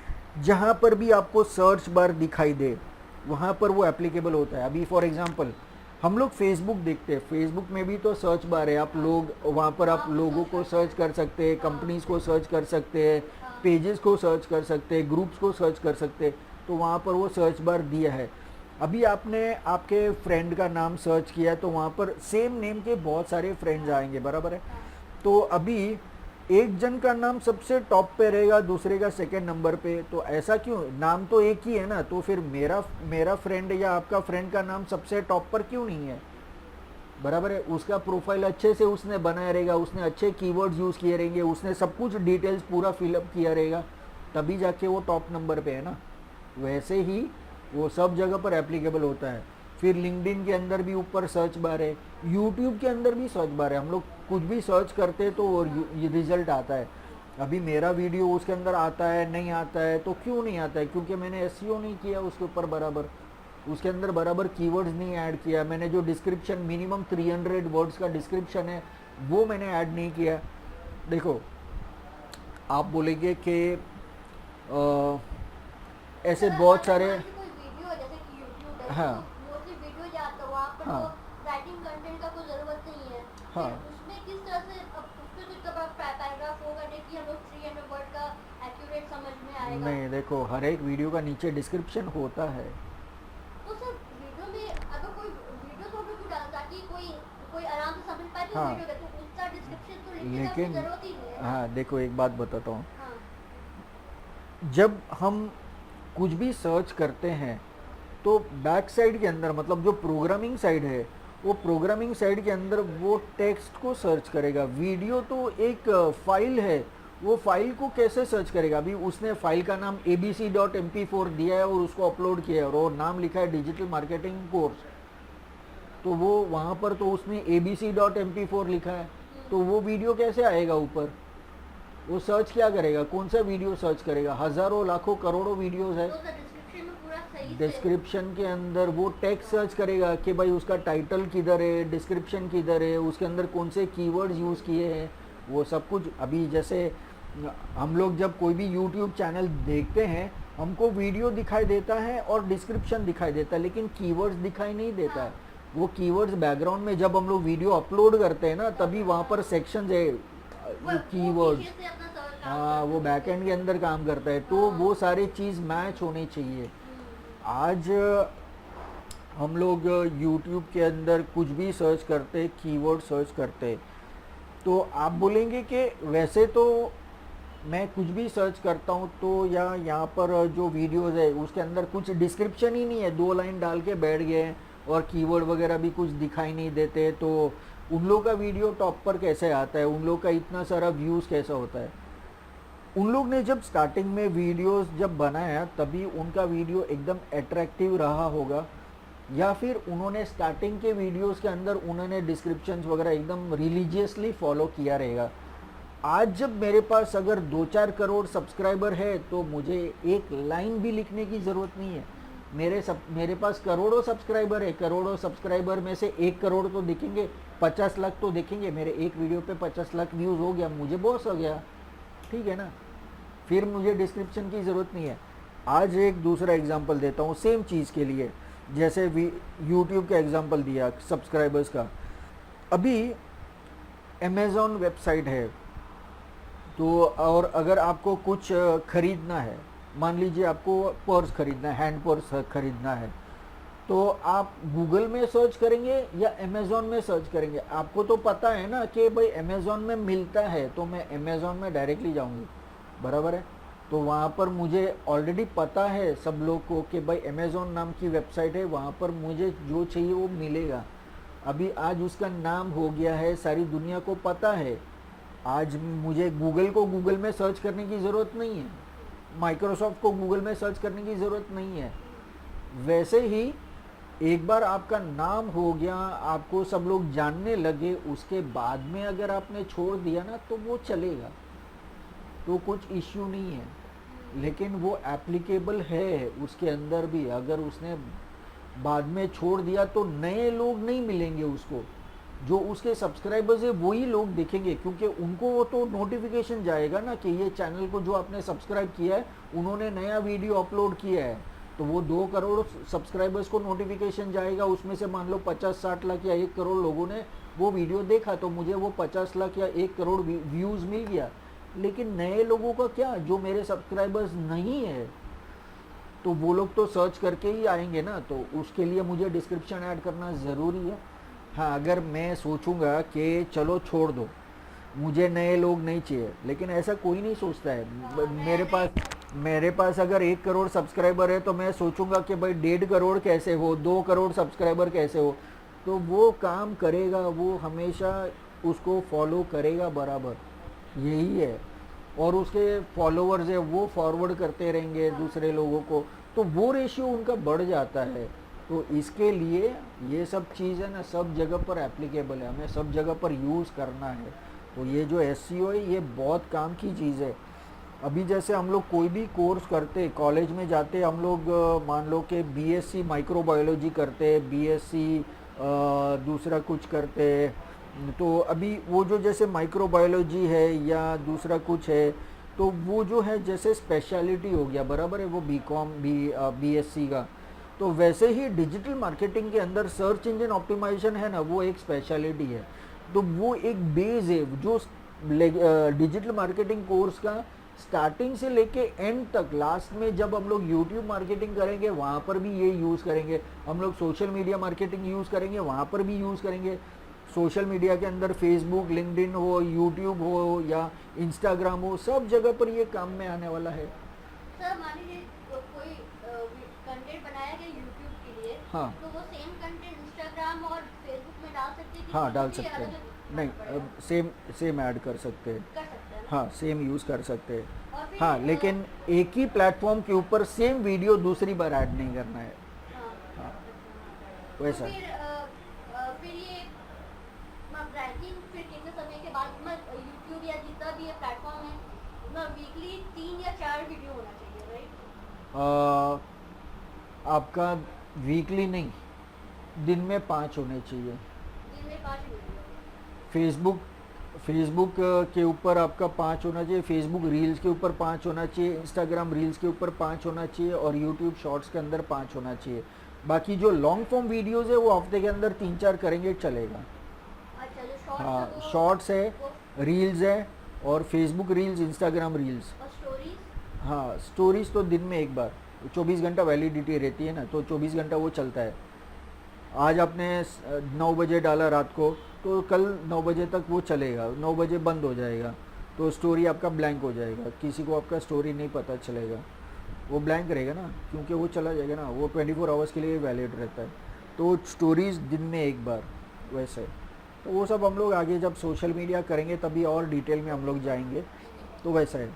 अभी हमारे पास बचा है दो चीज़, साइट मैप और रोबोट डॉट टेक्स्ट फाइल। अभी ये जो रोबोट डॉट टेक्स्ट फाइल क्या है, जैसे अपने घर के अंदर दरवाज़ा है, वो दरवाज़ा है ये रोबोट डॉट टेक्स्ट फाइल। आप किसी के घर पे जाते हो तो आप क्या करते हो, दरवाज़ा बंद रहेगा, बेल दबाएंगे, बराबर है। सेम चीज़ ये है कि रोबोट डॉट टेक्स्ट फाइल है ना, अगर हमारे वेबसाइट पे है तो वो दरवाजे का काम करता है, डोरबेल का काम करता है। जब गूगल सर्च इंजन बॉट, जैसे अभी हमने देखा थोड़ी देर पहले कि स्पाइडर है वो सारे वेब इंटरनेट के ऊपर जाएगा, सारे वेबसाइट्स के ऊपर कंटेंट को कलेक्ट करके लेके आएगा। अभी कंटेंट कलेक्ट कैसे करेगा, क्या चोरी करेगा क्या वेबसाइट में से, तो स्पैम में गिना जाएगा ना, ऐसा नहीं है ना, वो परमिशन लेना चाहिए ना। अभी क्या परमिशन देने के लिए हम लोग बैठे, वो रात को 2 बजे आएगा तो क्या हम लोग दरवाज़ा खोलेंगे, नहीं, वो ऑटोमेटेड प्रोसेस है। वो बॉट तो कभी भी आ सकता है, हमको थोड़ी पता है कि वो कभी आएगा। तो जब वो रोबोट डॉट टेक्स्ट फाइल आएगा हमारी वेबसाइट के ऊपर, तो सबसे पहले सर्च करेगा, हमारी वेबसाइट को स्कैन करेगा और देखेगा कि उसके अंदर रोबोट डॉट टेक्स्ट फाइल है कि नहीं। फिर वो पता चलेगा कि हाँ है, तो वो फाइल को ओपन करेगा और उसके अंदर इंस्ट्रक्शंस रीड करेगा, मतलब वो अंदर दरवाज़ा खुलने का प्रोसेस वो रीड करेगा। तो मैं बताता हूँ वो फाइल क्या है और उसके अंदर क्या होता है। तो यहाँ पर है रोबोट डॉट टेक्स्ट फाइल और दूसरा है साइट मैप, किधर गया, हाँ ये वाला, ये साइट मैप हो गया। तो अभी ये रोबोट डॉट टेक्स्ट फाइल है, तो ये इतना जो है ये हमारा रोबोट डॉट टेक्स्ट फाइल है। तो उसको पता चला कि हाँ ये है, उसको दरवाज़ा मिल गया, उसने ये दरवाजे के पास गया और उसके अंदर इंस्ट्रक्शंस पढ़े कि मैं ये वेबसाइट में से कंटेंट ले सकता हूँ कि नहीं, मेरे पास परमिशन है कि नहीं। तो सबसे पहला लाइन रीड करेगा, यूज़र एजेंट स्टार। अभी स्टार मतलब सारे सर्च इंजन को अलाउड है। अगर वहाँ पर मैं लिखता हूँ कि गूगल बॉट, यहाँ पर अगर लिखा रहेगा कि यूज़र एजेंट स्टार के बदले अगर मैंने लिखा गूगल बॉट, तो फिर अभी दूसरे सर्च इंजन का बॉट आता है, जैसे बिंग बॉट आता है, एमएसएन का बिग बॉट आता है, वो यही प्रोसेस करेगा। वो मेरी वेबसाइट पे आएगा, robot dot text file search करेगा और वो ओपन करेगा और इंस्ट्रक्शन रीड करेगा। वहाँ पर उसको लिखा मिलेगा कि यहाँ पर यूज़र एजेंट गूगल बॉट, तो उसको पता चलेगा कि भाई मुझे ये वेबसाइट के अंदर एंट्री नहीं है, तो वो बंद करके चला जाएगा, बराबर है। अभी यहाँ पर स्टार लिखा है, मतलब हर एक वेबसाइट, मेरा वेबसाइट, क्योंकि मैं चाहता हूँ ना मेरा जो वेबसाइट का कंटेंट है वो सभी सर्च इंजन के अंदर मेरा वेबसाइट का कंटेंट हो। कोई भी सर्च इंजन के अंदर, ऐसा तो नहीं है कि सारी दुनिया सिर्फ गूगल यूज़ करती है। अमेरिका के अंदर लोग बिंग को ज़्यादा यूज़ करते हैं, माइक्रोसॉफ्ट को ज़्यादा यूज़ करते हैं, तो ऐसा है। तो अभी गूगल बॉट आया मेरी वेबसाइट के ऊपर, उसने देखा, उसने पहला लाइन पढ़ा यूज़र एजेंट स्टार, तो उसको पता चला कि हाँ मैं इसके अंदर एंटर हो सकता हूँ। फिर दरवाज़ा खुल गया। दरवाज़ा खुलने के बाद में उसने दूसरा इंस्ट्रक्शंस पढ़ा, अलाउ स्लैश फॉरवर्ड स्लैश का मतलब वेबसाइट के अंदर जितना कंटेंट है वो सारा कंटेंट मैं ले सकता हूँ, तो कोई इश्यू नहीं है। फिर उसने पढ़ा तीसरा line, disallow slash WP admin, तो डिस अलाउ मतलब उसको अलाउ नहीं करना है, तो ये डायरेक्टरी हमने अलाउ नहीं किया है। तो वो जो सब सारा कंटेंट कलेक्ट करेगा ना, उसमें से वो एक डायरेक्टरी को छोड़ देगा, क्योंकि वो कंटेंट हमने ना बोला, ये हमारा प्राइवेट डायरेक्टरी है, तो उसको टच नहीं करना है। बाकी इसको छोड़ के बाकी सारा कंटेंट कलेक्ट करके लेके जाएगा। फिर उसको पता चलेगा कि साइट मैप ये URL पे लोकेटेड है, तो फिर वो सीधा ये फाइल को बंद करेगा और रोबोट डॉट टेक्स्ट फाइल खोलेगा और उसके अंदर जितना लिंक्स है ना, ये मेरी वेबसाइट के लिंक्स है, ये सारे लिंक्स के ऊपर जाएगा और वो लिंक्स में से कंटेंट कलेक्ट करेगा। तो ये काम ऐसा होता है। तो ये जितना, हाँ, तो ये कोडिंग आपको क्रिएट नहीं करना है, ये फाइल ऑटोमेटिक बनती है। हाँ, आप ये XML साइट मैप है, आप गूगल में सर्च करेंगे, यहाँ पर XML, अरे अच्छा, यहाँ पर आप सर्च करेंगे XML साइट मैप, आप अभी तो आपने पूरा टाइप भी नहीं किया, यहाँ पर रिजल्ट आ गया XML साइट मैप जनरेटर। तो अभी यहाँ पर ये वेबसाइट खुला और यहाँ पर आपको मेरा वेबसाइट का नाम मैंने पहले यूज़ किया था तो मेरा वेबसाइट का नाम आ गया और यहाँ पर मैं स्टार्ट का बटन दबाता हूँ। अभी वो मेरा पूरा वेबसाइट स्कैन करेगा, उसके अंदर जितना लिंक्स है वो सब लिंक को बनाएगा और ये ऐसा फाइल मुझे डाउनलोड कर देगा सेम। फिर वो फाइल को उठा के मुझे सिर्फ सर्वर पे प्लेस करना है बस, बाकी कुछ भी नहीं करना है मुझे। सर्वर में कहाँ पर प्लेस करना है? रूट डायरेक्टरी में, जहाँ पर बाकी सारे फाइल्स हैं। अच्छा, वो हम बाद में देखेंगे ना। हाँ, तो ये फाइल ऑटोमेटिकली जनरेट करके वो हो जाएगा, तो फिर वो सिर्फ वही हो जाएगी। ये देखो ये फाइल साइट मैप जनरेट हो गया। यहाँ पर मैं डाउनलोड कर सकता हूँ व्यू साइट मैप और डाउनलोड योर साइट मैप, तो नाम भी वही देगा, देखो साइट मैप डॉट XML। फिर मुझे सिर्फ उसको सेव करना है डेस्कटॉप के ऊपर, तो यहाँ पर सेव हो जाएगा ये फाइल। अब ये फाइल सेव हो गया यहाँ पर, तो ये फाइल को मुझे सिर्फ उठा के सर्वर पे प्लेस करना है, मुझे इसके अंदर कुछ भी चेंज नहीं करना है, नाम भी चेंज नहीं करना है, बस ख़त्म। तो अभी इसके अंदर मैं पूरा सेफ हूँ, क्योंकि जो गूगल बॉट आएगा मेरी वेबसाइट के ऊपर कंटेंट उठाने के लिए, उसको पता है कि कौन सा कंटेंट उठाना है, कौन से लिंक्स मैंने दिए वही उसमें से लेके जाएगा। वो सारा कंटेंट नहीं उठाएगा, मैंने जो लिंक्स दिया उसमें से उठाएगा, वो कंटेंट उठाएगा, इमेजेस उठाएगा, वीडियोस उठाएगा, बस वही सब चीज़ उठाएगा लेके जाएगा। तो मतलब मैं सेफ़ हूँ। मतलब ये जो दो फाइल्स है ना, ये कम्युनिकेशन फाइल है। हमारी वेबसाइट और गूगल बॉट ये दोनों बात करेंगे, क्योंकि बात किए बगैर तो वो अंदर नहीं घुस सकता है, दरवाज़ा बंद है, तो वैसा है। तो ये जो दोनों फाइल जो है इसको कम्युनिकेशन फाइल्स बोलते हैं। तो robot.txt फाइल और ये sitemap.xml फाइल जो है, ये दोनों फाइल अपना कम्युनिकेशन फाइल है। अगर अभी मान लीजिए कोई ऐसा वेबसाइट बनाए सब कुछ जैसे कंटेंट, हाँ, अगर ये स्टेप नहीं करेगा तो क्या कुछ प्रॉब्लम होगा उसको? आपके घर में दरवाज़ा नहीं रहेगा तो क्या होगा? कोई भी आ जाएगा। अच्छा, तो सही कोई भी आ जाएगा, बराबर है। क्राउड है इसके लिए वो चीज़ है क्या? हमारी वेबसाइट की सेफ्टी के लिए कि भाई अगर मान लो कि मैंने एक डायरेक्टरी है, उसके अंदर मेरे प्राइवेट फ़ोटोग्राफ्स है, मेरे फैमिली फंक्शन के फ़ोटोग्राफ्स है जो मैं दुनिया को नहीं दिखाना चाहता, तो उसके लिए मैं robot.txt फाइल के अंदर बताऊंगा कि भाई ये डायरेक्टरी को टच नहीं करना है भाई।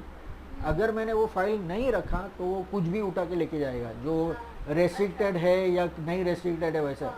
एक सीधी बात है, आपके घर के अंदर दरवाज़ा नहीं होगा तो क्या होगा? चोरी हो जाएगी, बराबर है।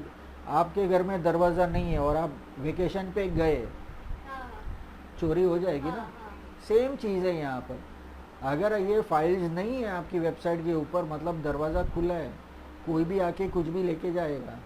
तो फिर ये सर एक SSL सर्टिफिकेट होता है, वो क्या काम करता है?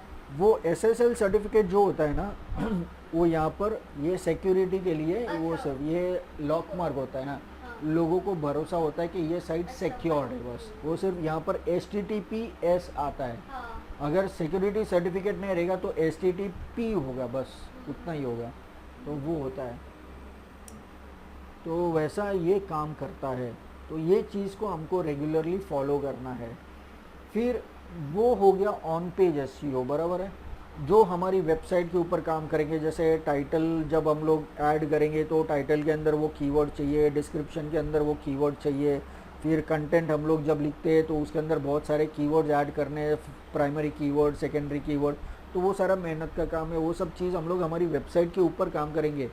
अभी ये ऑफ पेज SEO, यहाँ पर हमारी वेबसाइट को भूल जाने दें, यहाँ पर हमारी वेबसाइट के ऊपर कुछ काम नहीं है। यहाँ पर हम लोग हमारी वेबसाइट को प्रमोट करेंगे सब जगह पर। अभी हमारी वेबसाइट तो तैयार है, लोगों को पता कैसे चलेगा? अभी आज हमने सर्च इंजन ऑप्टिमाइजेशन किया तो ऐसा ज़रूरी नहीं कि आज के आज मेरा वेबसाइट वहाँ पर आ जाएगा। उसको हफ्ता भी लग सकता है, 15 दिन भी लग सकता है, 3 महीना भी लग सकता है, 6 महीना भी लग सकता है, 8 महीना भी लग सकता है, 10 महीना भी लग सकता है, 1 साल भी लग सकता है, या फिर कभी भी नहीं आ सकता है। कंपटीशन के हिसाब से उसकी कोई गारंटी नहीं है। आप बोलेंगे कि भाई मैंने तो दिन रात मेहनत करके मैंने SEO किया, मेरी वेबसाइट क्यों नहीं आ रही है? तो ऐसी कोई गारंटी नहीं है। SEO करने के बाद मेरी वेबसाइट वहाँ पर आएगी ही आएगी। लेकिन 90% आ जाती है, कोई इशू नहीं है। चलो पहले पेज पे नहीं आएगी, दूसरे पेज पे नहीं तो पाँचवें पेज पे आपकी वेबसाइट आ जाएगी। हाँ, और रिसर्च करेंगे और मेहनत करेंगे और कीवर्ड रिसर्च करेंगे, धीरे धीरे आपकी वेबसाइट का रैंकिंग बढ़ेगा। और अगर आपकी वेबसाइट बहुत अच्छी है, लोगों को बहुत पसंद आती है, बहुत सारा ट्रैफिक है, ऑटोमेटिकली आपकी वेबसाइट फर्स्ट पेज पे आ जाएगी, आपको कुछ करना भी नहीं पड़ेगा, वैसा है। तो इम्पॉर्टेंट क्या है, आपका कंटेंट, वो इम्पॉर्टेंट है। आप क्या उसके अंदर ऐड करते हैं, कुछ अच्छे आर्टिकल्स लिखते हैं या कुछ अच्छे वीडियोस बनाते हैं। अभी इंस्टाग्राम वगैरह में क्या लोग क्या ऐड करते हैं, रील्स वगैरह ऐड करते हैं। लोगों को रील्स पसंद आती है, आप देखते भाई उसको लाखों व्यूज़ है, किसी को 2-4 हज़ार व्यू है।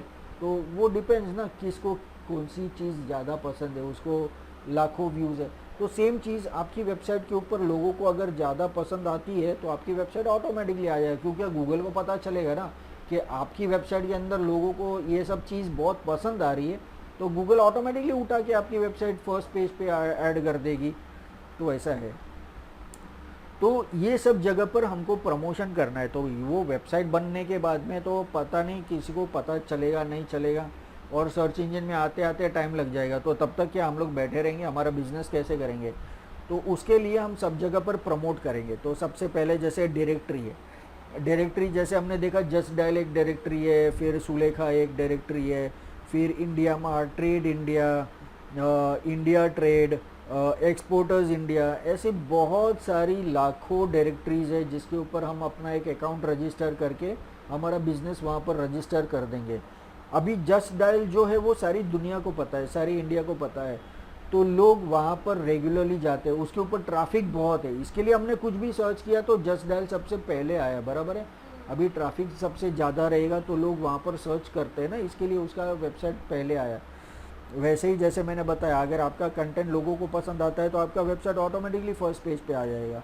वैसे ही ये सब जगह पर हमारी डायरेक्टरीज़ के अंदर वहाँ पर हमारा बिजनेस रजिस्टर करके हमारा प्रोडक्ट है, सर्विसेज है, जो भी है, मतलब हमारी कंपनी का नाम ऐड करना है और हमारी वेबसाइट का यूआरएल ऐड करना है। अगर हम लोग हमारी वेबसाइट का यूआरएल कहीं पर भी ऐड नहीं करते तो उसको ऑफ पेज एसईओ नहीं बोलेंगे, क्योंकि आपने एड्रेस नहीं दिया तो मैं कैसे आ सकता हूँ। वैसे ही हो गया ना, ये आपने यूआरएल देना है। आपने मेरी वेबसाइट के बारे में बहुत सब कुछ अच्छा खासा मैंने बताया सबको, लेकिन मेरी वेबसाइट का यूआरएल क्या है वही मैंने किसी को नहीं बताया, तो लोग मेरी वेबसाइट के ऊपर कैसे आएंगे? लोगों को सुनने में बहुत अच्छा लगा, बोलेंगे हाँ हम लोग आएंगे आपकी वेबसाइट के ऊपर, लेकिन अगर मैंने यूआरएल ही नहीं दिया तो लोग कैसे आएंगे? तो यूआरएल वहाँ पर सब जगह पर ऐड करना है।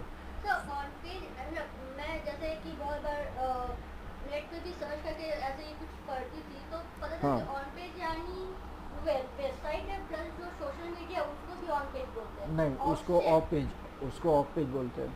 अच्छा, ऑफ पेज में जैसे उसमें बताते थे कि ऑफ पेज यानी कि दूसरे प्लेटफॉर्म पे जाके अपने वेबसाइट का पब्लिसिटी करना। हाँ, उसको ऑफ पेज बोलते हैं। ऑन पेज हम लोग हमारी वेबसाइट के ऊपर काम करते हैं, इसके लिए ऑन पेज नाम में ही हमको डिफरेंस पता चलता है। ऑन पेज मतलब हमारी पेज मतलब वेबसाइट हो गया, पेज हो गया, वो शायद एक पेज का वेबसाइट हो या 10 पेज का वेबसाइट हो, तो उसको बोलते हैं ऑन पेज एसईओ, मतलब हमारी वेबसाइट के पेजेस के ऊपर एसईओ। और ऑफ पेज मतलब हमारी वेबसाइट के बाहर।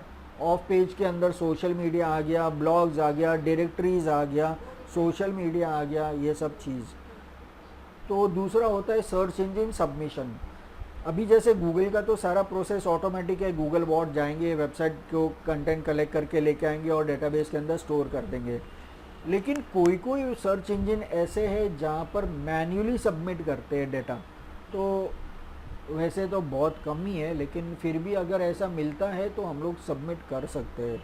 तो वो भी वैसा मैन्युअली सबमिट करना मतलब एक फॉर्म आएगा, वहाँ पर अपना टाइटल ऐड करना है, वेबसाइट का नाम ऐड करना है, यूआरएल ऐड करना है, इमेज ऐड करना है, बस ख़त्म हो गया, सबमिट करो, वो सर सबमिट हो जाएगा।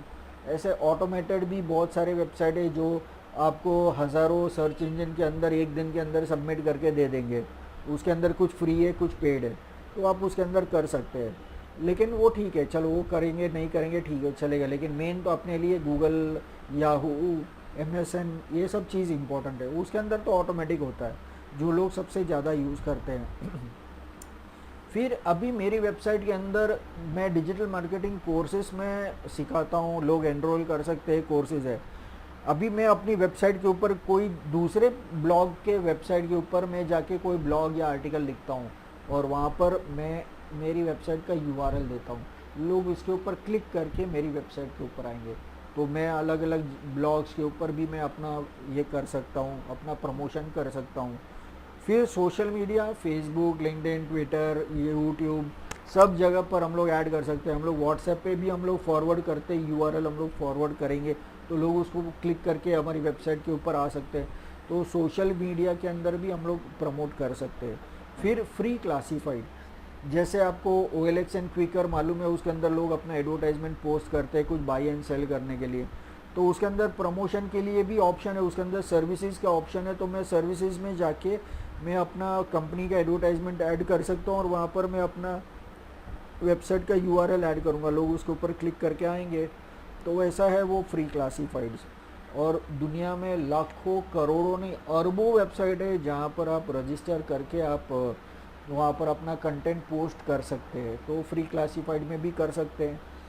फिर प्रेस रिलीज सबमिशन, मेरे वेबसाइट पे इनडायरेक्टली आ सकते हाँ हाँ, यस यस, वहाँ पर आपने लिंक दिया है, वहाँ पर क्लिक करेंगे तो वैसा है। फिर press release submission, press release एक कंपनी कुछ नया या कुछ अनाउंस करती है प्रेस के सामने, तो उसको प्रेस रिलीज बोलते हैं। तो वैसे आर्टिकल्स भी आते हैं, उसकी वेबसाइट्स भी आती है, तो वो प्रेस रिलीज़ हम ऐड कर सकते। प्रेस रिलीज़ की वेबसाइट में जाके हम लोग हमारा प्रेस रिलीज़ दे सकते हैं कि भाई हमने नया वेबसाइट लॉन्च किया है, इसके अंदर हमने नया कोर्स लॉन्च किया है या नया बिज़नेस लॉन्च किया है और ये सब चीज़ हम लोग दे रहे हैं, इसका ये फ़ायदा होगा, ये सब चीज़ करके एक प्रेस रिलीज़ बना के उसके अंदर ऐड कर देते हैं। इंडिया में लोग इतना प्रेस रिलीज़ को इम्पोर्टेंस नहीं देते, सिर्फ कॉरपोरेट वर्ल्ड के अंदर प्रेस रिलीज़ को इम्पोर्टेंस देते हैं क्योंकि वो बिज़नेस रिलेटेड होता है। लेकिन फॉरेन के अंदर जैसे US UK में एक कॉमन मैन भी प्रेस रिलीज़ पढ़ के अपने दरवाजे से बाहर निकलता है, ऑफिस जाता है, क्योंकि उसको पता रहना चाहिए कि भाई क्या चल रहा है क्या नहीं। तो प्रेस रिलीज़ पढ़ता है, उसके अंदर भी हमारा लिंक होगा तो लोग उसके ऊपर क्लिक करके आएंगे हमारी वेबसाइट के ऊपर। तो वैसा है। और ये सारा जो प्रोसेस है उसको बैकलिंक बिल्डिंग बोलते हैं, बहुत सारे लिंक्स को बिल्ड करना। मतलब अभी जैसे 10 लोग मेरी वेबसाइट के बारे में बात कर रहे हैं, मतलब ठीक है चलो, मतलब मेरा वेबसाइट अच्छा रहेगा तो 10 लोग बात कर रहे हैं, तो वो उसका नाम है बैकलिंक बिल्डिंग। अभी मैं मेरी वेबसाइट के ऊपर हज़ारों वेबसाइट के ऊपर मैं अपनी लिंक्स ऐड करता हूँ, तो वो सभी वेबसाइट के यूज़र्स रहेंगे, ट्रैफिक रहेगा, वो सबको पता चलेगा कि ये वेबसाइट ऐड हुई, लोग उसके ऊपर क्लिक करके मेरी वेबसाइट के ऊपर आएंगे, तो मेरा ट्रैफिक ऑटोमेटिकली बढ़ जाएगा क्योंकि हज़ारों वेबसाइट के ट्रैफिक हज़ारों लाखों हो जाएंगे, वो सब मेरी वेबसाइट पर आएंगे, वो एक फ़ायदा हो गया। और गूगल को लगेगा, गूगल को ये मानेंगी कि ये वेबसाइट के बारे में हज़ारों वेबसाइट बात कर रही है, मतलब ये वेबसाइट इंपॉर्टेंट है, चलो इसका रैंकिंग बढ़ा दो। ये दूसरा फ़ायदा है। ये फ़ायदा सबसे इम्पॉर्टेंट है backlink building, of page SEO का ये फ़ायदा बहुत है। तो ये चीज़ हम लोग कर सकते हैं, लेकिन इसके अंदर भी मेहनत है यार, क्योंकि हमको हर एक वेबसाइट में जाके रजिस्टर करना है अकाउंट और फिर जाके वहाँ पर पोस्ट करना है। लेकिन वो अकाउंट रजिस्ट्रेशन प्रोसेस एक ही बार है, लेकिन वो एक बार अकाउंट रजिस्टर हो गया तो मैं लाइफ टाइम उसको यूज़ कर सकता हूँ, हज़ारों बार उसको यूज़ कर सकता हूँ। जैसे अभी मेरा फेसबुक अकाउंट है, मैं रोज़ कुछ ना कुछ नया कोर्स आया या नया कुछ ऑफ़र आया तो मैं फेसबुक पे पोस्ट करूँगा ना, वैसे ही यहाँ पर सब जगह पर मैं पोस्ट करूँगा और लोग यूज़ कर सकते हैं। तो एक बार रजिस्टर करने का ये काम है। आप एक एक्सेल शीट बना लेंगे, उसके अंदर वेबसाइट का यूआरएल ऐड करेंगे, उसका यूज़र नेम पासवर्ड जो आपने रजिस्टर किया है वो ऐड कर देंगे, तो बेस्ट है ना। फिर आदमी, क्योंकि चलो 2-4 करना है तो मुझे याद रहेगा, लेकिन अगर मुझे हज़ारों लाखों करोड़ों करने हैं तो मुझे एक एक्सेल शीट बनानी पड़ेगी, और वो एक दिन में नहीं होगा। चलो एक दिन के अंदर आपने 5-10 वेबसाइट को रजिस्टर करके आपने अकाउंट बना लिया, तो वो एक्सेल शीट के अंदर आपने नोट कर दिया ये वेबसाइट का यूआरएल है, ये उसका user name password email address जो भी मैंने यूज़ किया है वहाँ पर, वो मैं वहाँ पर ऐड कर दूँगा। क्योंकि कोई कोई वेबसाइट के अंदर यूज़र नेम पासवर्ड होता है, कोई कोई वेबसाइट के अंदर ईमेल एड्रेस और पासवर्ड होता है, तो तीनों चीज़ जहाँ पर जो भी है वो मैं यूज़ वहाँ पर वो एक्सेल शीट के अंदर मैं लिख दूँगा। वो होने के बाद में अगर मान लीजिए आपके पास 500 1000 2000 आपने वेबसाइट पे रजिस्टर कर दिया, दूसरे दिन से आप पैसा बनाने को चालू छाप सकते हैं। वो कैसे मैं बताता हूँ। ऐसी बहुत सारी वेबसाइट्स है जहाँ पर आप लोगों को बोल सकते हैं, लेकिन लोग है ना, लोगों को मालूम है इसका फ़ायदा बहुत है, लेकिन इसको टाइम बहुत लगता है कि भाई 1000 500 1000 वेबसाइट पे जाके मुझे रजिस्टर करना है, तो टाइम लगता है, कौन इतना मेहनत करेगा। तो अगर आप जाके किसी को बोलते हैं मेरे पास बेस्ट हाई रैंकिंग वेबसाइट्स के 2000 वेबसाइट्स है जिसके ऊपर मैं आपका वेबसाइट के लिए ऑफ पेज एसईओ में कर सकती हूँ, मैं आपके लिए बैकलिंक बिल्ड कर सकती हूँ, आपको बहुत सारे ऑर्डर्स मिल जाएंगे। और ये काम के लिए आप छोटा मोटा अमाउंट नहीं है, आप 5000 10,000 15,000 25,000 50,000 ऐसा आप अमाउंट चार्ज कर सकते हैं, क्योंकि वो मेहनत का काम है ना। अगर थोड़े बहुत वेबसाइट है कि भाई 50 वेबसाइट के ऊपर करना है तो आप 2000 5000 आप चार्ज कर सकते हैं, लेकिन अगर 2000 वेबसाइट के ऊपर आपका कंटेंट ऐड करना है तो आप 15-20,000 25,000 तो आप चार्ज करेंगे ना, क्योंकि उसको 2000 वेबसाइट को एक दिन में तो होने वाला नहीं है। एक दिन के अंदर मान लो आप अगर फुल टाइम अगर आप ये काम करते हैं तो एक दिन के अंदर मान लो कि 30-40 वेबसाइट के ऊपर आप काम कर सकते हैं, 30-40 वेबसाइट के ऊपर आप ऐड कर सकते हैं। लेकिन अगर 2000 करना है तो मान लो एक हफ्ते भर का टाइम या 10 दिन का टाइम लग सकता है, तो वहाँ पर आप 25,000 40,000 30,000 इस तरीके से आप पेमेंट चार्ज कर सकते हैं, और ऐसे आपको बहुत सारे ऑर्डर्स मिलेंगे। तो एक बार रजिस्टर कर लिया तो लाइफ टाइम वही चीज़ आपको यूज़ करनी है।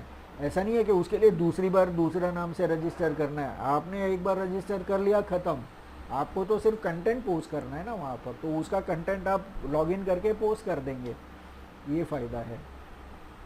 ऐसे बहुत सारा ये है, और इसके अंदर पैसा बोलेंगे तो बहुत पैसा है यहाँ पर। तो ये पहला चीज़ है जहाँ से आप पैसा छाप सकते हैं। Of page SEO, link building. जो ऑफ पेज एसईओ है उसको लिंक बिल्डिंग बोलते हैं। लोगों को ऑफ पेज एसईओ इतना जल्दी से ध्यान में नहीं आएगा, लेकिन लिंक बिल्डिंग बोलेंगे ना लोगों को फटाफट क्लिक हो जाएगा। I will do link building for you, ये बोलेंगे ना तो तुरंत पता चल जाएगा। तो वो backlinks building, I will provide you 1000 backlinks for your website. Backlinks आप बोल सकते हैं, बैकलिंक्स लोगों को एकदम परफेक्टली याद है। बैकलिंक्स और लिंक बिल्डिंग, ये दो चीज़ लोगों को फटाफट याद है, एकदम याद है। तो ये सब चीज़ करेंगे, हमारा वेबसाइट हमारे लिए भी कर सकते हैं, दूसरों के लिए भी कर सकते हैं। तो ऑफ पेज ऑप्टिमाइजेशन बहुत इंपॉर्टेंट है, तो ये सब चीज़ करना बहुत इंपॉर्टेंट है। सर जैसे कि मान लीजिए कोई स्टार्टिंग में अपना वेबसाइट लिया, ठीक है, मतलब हाँ उसके पोस्टिंग 2 में लेना इंपॉर्टेंट होता है। तो मान लीजिए अब इनिशियल में क्या होता है कि बहुत लोग उतना डाल नहीं सकते हैं, ठीक हाँ है, तो फिर उसको ले ली। लेकिन अब जब इनिशियल कोई पैकेज है तो उससे बहुत सारी चीज़ दी होती है, जैसे कि वो होता है सर क्राउड का स्पेस बढ़ाने वाला। हाँ हाँ तो अगर मान लीजिए फिर अब उसको ले मतलब क्या है कि उसको हम क्या मतलब ऐसा हो सकता है कि जो हमको मिला था उसका प्लगइन हम बाहर से इंस्टॉल करके अपने वेबसाइट में ऐड कर सकते हाँ हैं। कर सकते हैं मुझे कोई उसका। इशू नहीं होता है ना। नहीं, जब आप वेबसाइट बनाते हैं ना तो CDN जिसको बोलते हैं, कि क्या CDN।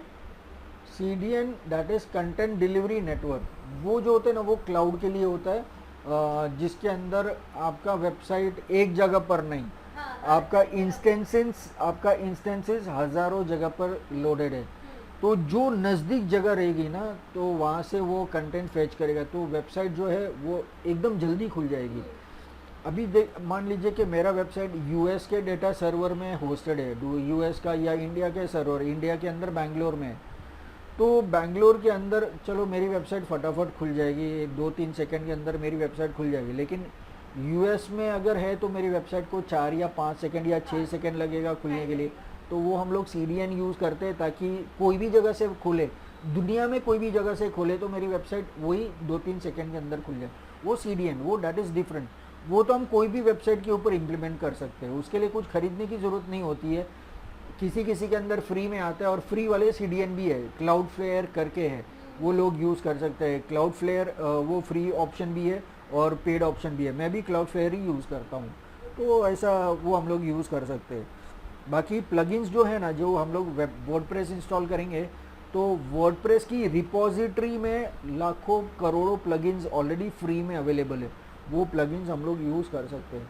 हाँ, उसके अंदर पेड वाले ऑप्शंस भी होते हैं, तो दूसरी वेबसाइट से हम लोग पेड वाला ऑप्शन भी परचेस करके वो भी हमारी वेबसाइट में इंस्टॉल कर सकते हैं। उसके अंदर दोनों ऑप्शन होते हैं, तो वो हम लोग यूज़ कर सकते हैं। तो ये हो गया हमारा ऑफ पेज एसईओ। फिर जैसे अपने कीवर्ड्स वगैरह हम लोग जो यूज़ करते हैं तो उसको मेटा टैग्स बोलते हैं। फिर मैं जो टाइटल हो गया, वो जो ब्लू कलर का टाइटल है उसको हम लोग मेटा टाइटल बोलते हैं या पेज टाइटल बोलते हैं।